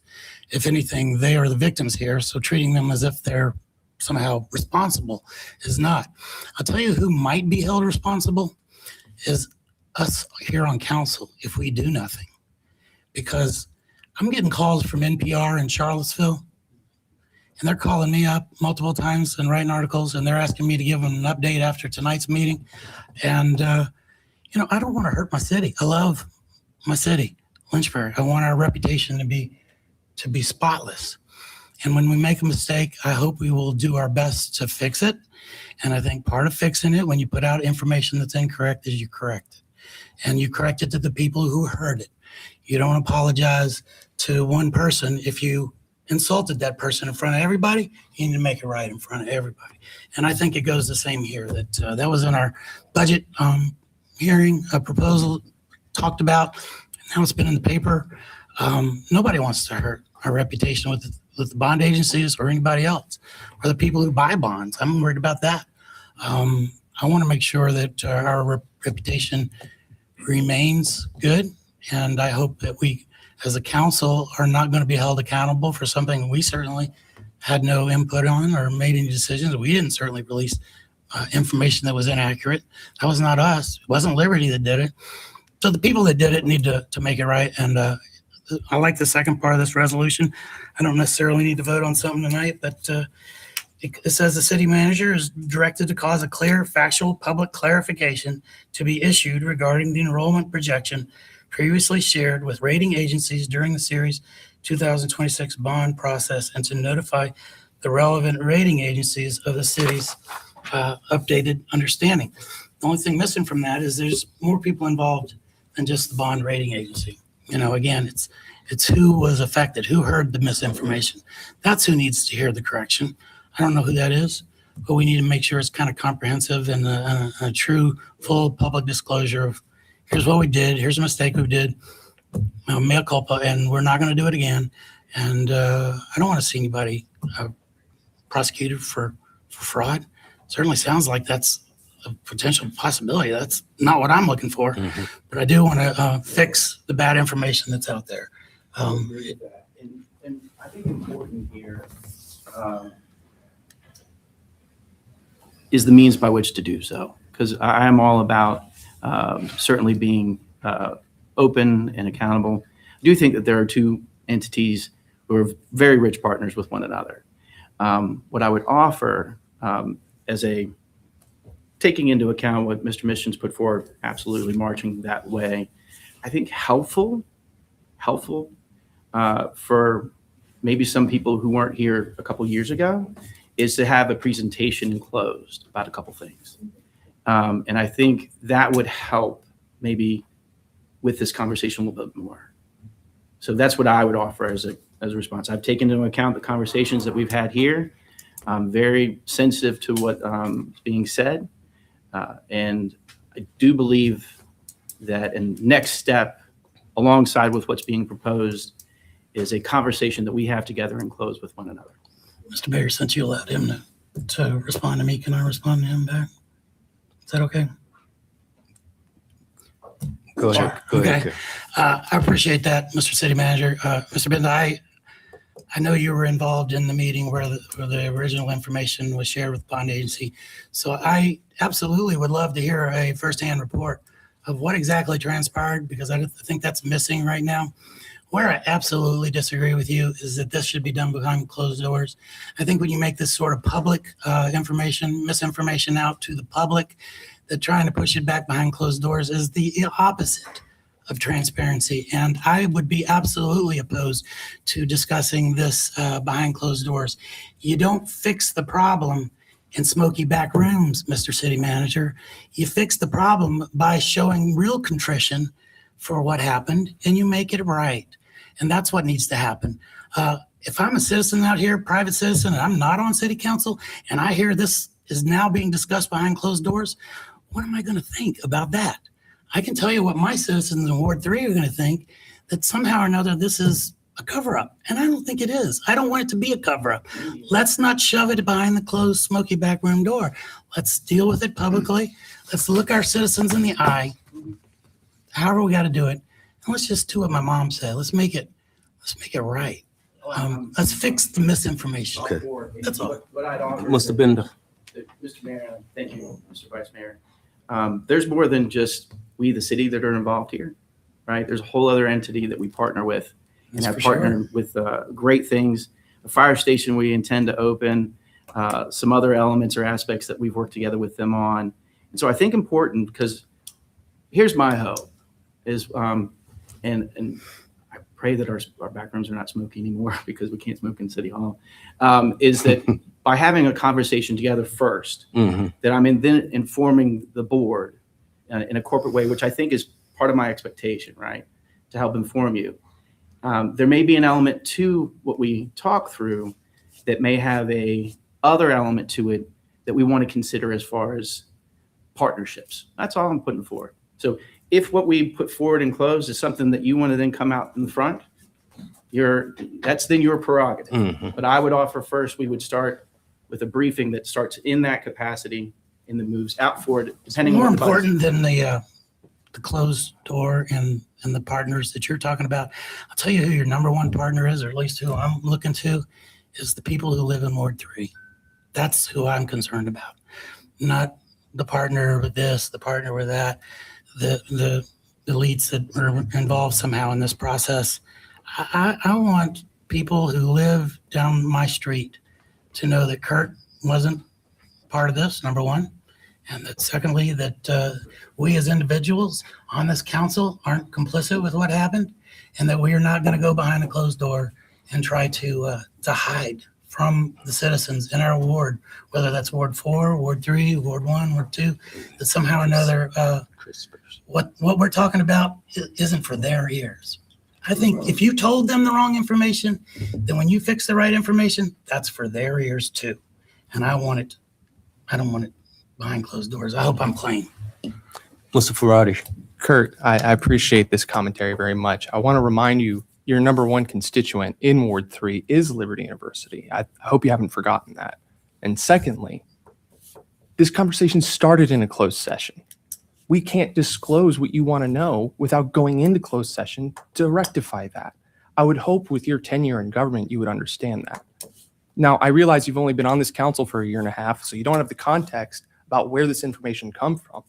I want to say it publicly right now, but I can't because I'm under the closed session legal rules of Virginia, the Freedom of Information Act, and all of it. I cannot disclose to you, and neither can the city manager right now, where that information came from. It is true. You weren't here, so you can't speak to it. You're ignorant to it.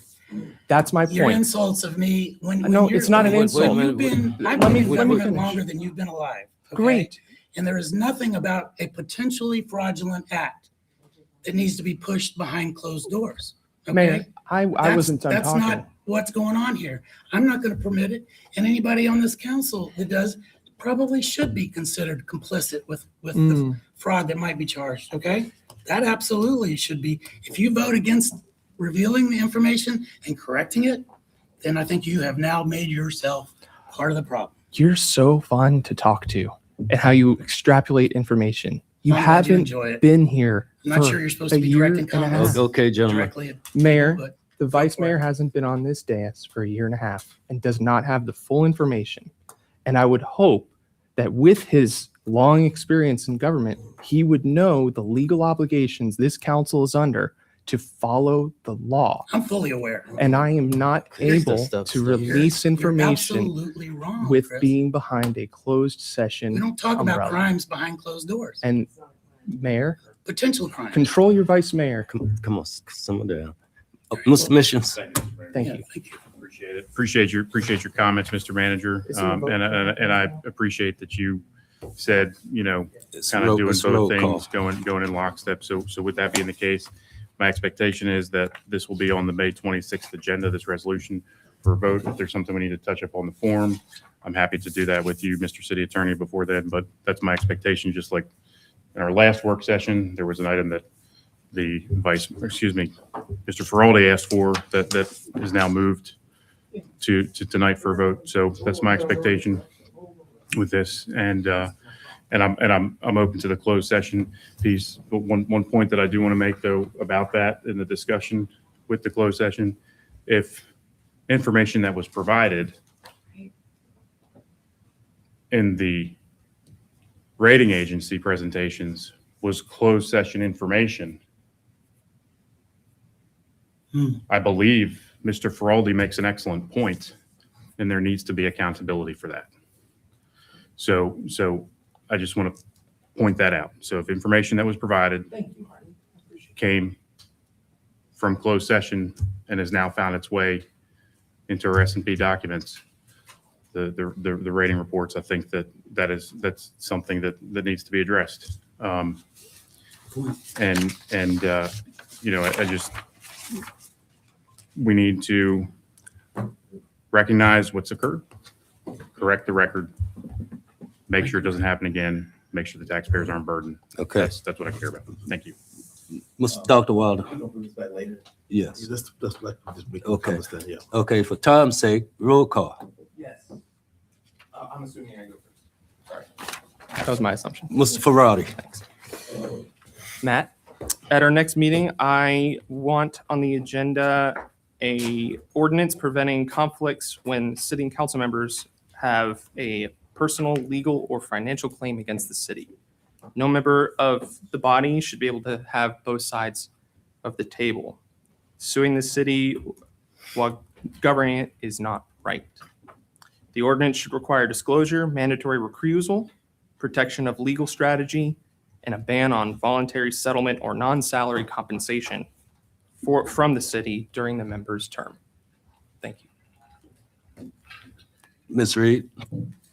Okay, thank you. A couple things. One is it is police week, so I didn't get a chance to thank our chief and our captain for being here, but thank you, officer. Thank you for being here. Thank you to all of our officers with LPD and throughout the state. We appreciate all that you do. It was also the police memorial event last night. I wasn't able to be there, but obviously we appreciate and think of all those who have given and made the ultimate sacrifice. And we think of their families, obviously, which is very hard, I know. And we also are celebrating the recent college graduations here in the city with Randolph College, University of Lynchburg, and we will be doing the Liberty University graduations this coming week. Mm-hmm. And CVCC, yes, sorry, CVCC, yes. What? And VUL, when is that? Last week. Oh, that was, I'm sorry. Last Okay, week. so all the great graduations and all the graduates, good job.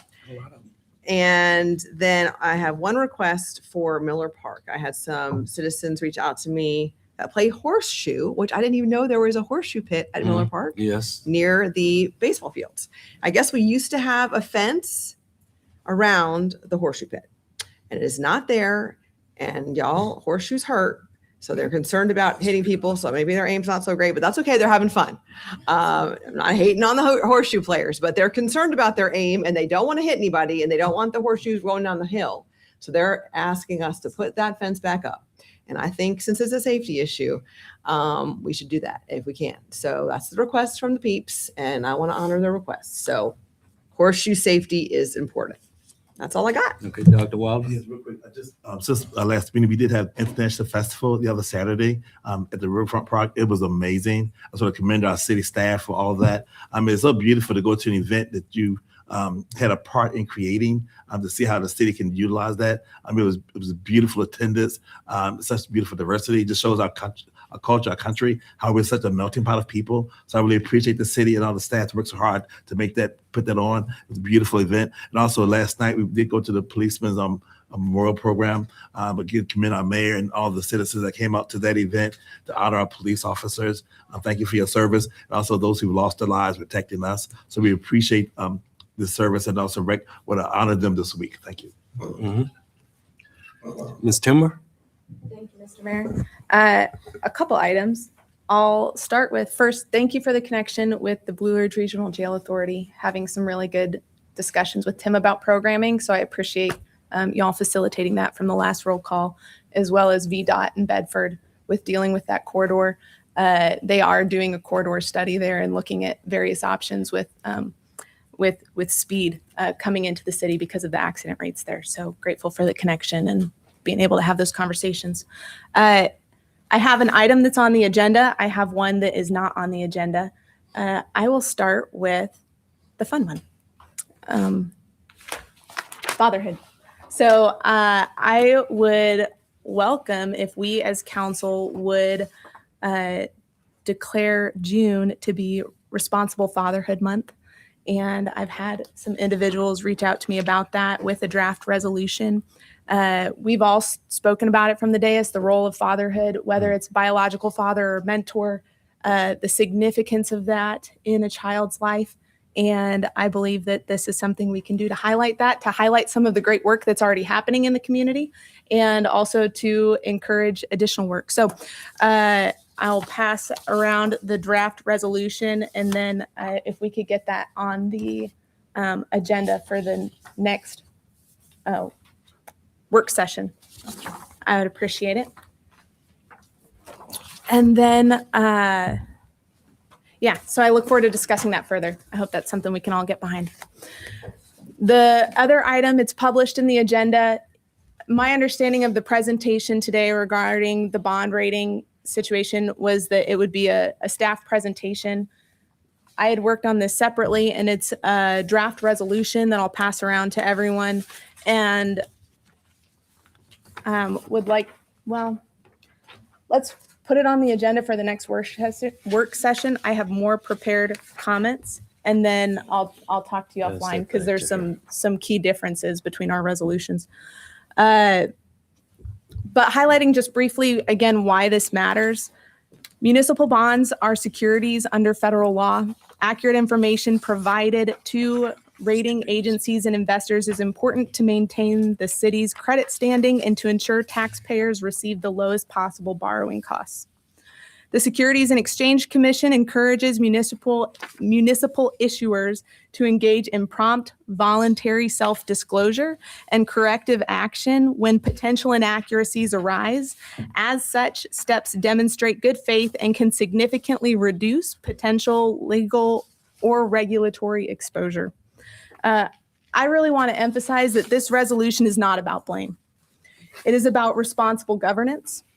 When we learn that information provided to rating agencies and the public may be inaccurate, we have a duty to correct the record promptly and transparently. So the items that I put forward in this resolution, and I believe it's our responsibility as council to take action in some capacity.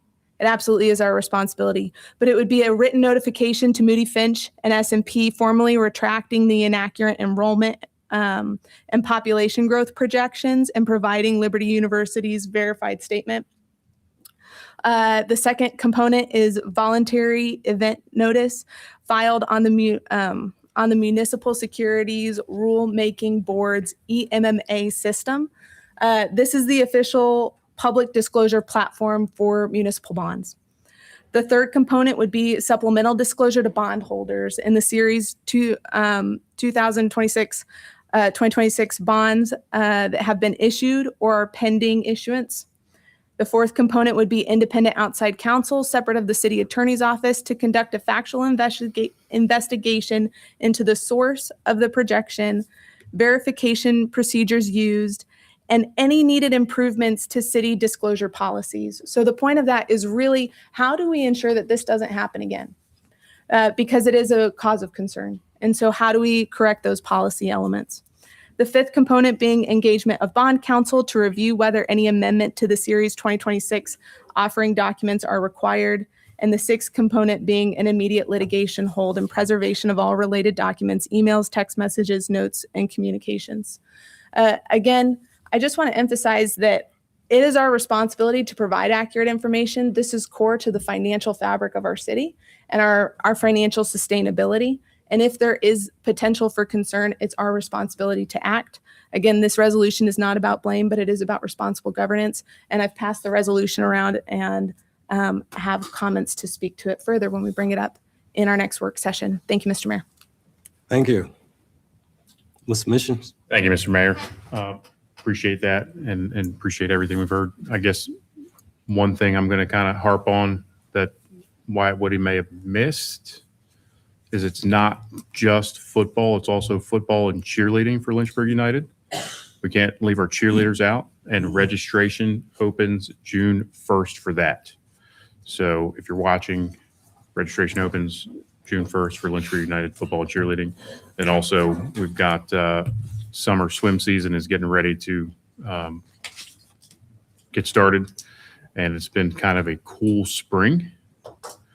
So, you know, it's going to be really cold water when those kids jump in the pool after Memorial Day and start training to compete. So that's going to be fun. But that's all I got. Thank you. Mr. Deemer? Thank you, Mr. Mayor. You ran out of words, ain't you? No, I got plenty more words. You kidding me? Politicians never run out of words. I just want to bring recognition to Liberty University, which Mr. Frawley correctly identified as in Ward 3 that I represent. And I'm very excited for the upcoming graduation that the facility is putting on this weekend, especially Friday night. They're expecting to celebrate over 32,000 graduates. It's crazy. 32,000 graduates in the class of 2026. So commencement activities are going on. If you're not part of it, I'd probably stay away from that part of town. But the university is also expecting over 70,000 guests. So that's great for our economy, great for our city. And we love Liberty University. And I look forward to attending that graduation myself, because I actually have a daughter who's going to be walking in this particular graduation and getting her doctorate in nurse practitioning. So I have my own reason to celebrate. Okay, very good. Matthew?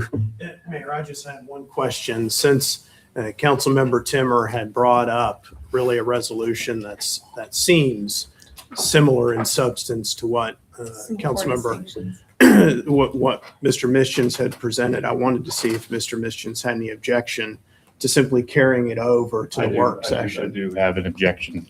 I want the resolution that I presented to be presented on the 26th in the meeting for a vote. Okay. And if there's amendments that need to be made to it, we can work that out on the fly. Separately. With mine, I'd just like to recognize our clerk of council. It was Clerk's Week last week. She wasn't here. We wasn't here. Yeah. But I was here. we appreciate all the hard work you do. Thank you. And I believe she's going to a seminar. Got a conference, our international conference coming up. She's going to represent us in an international clerks conference. Thank you, sir. So congratulations. Thank you. Thank you. Congratulations. Yay. Next meeting at 7 o'clock.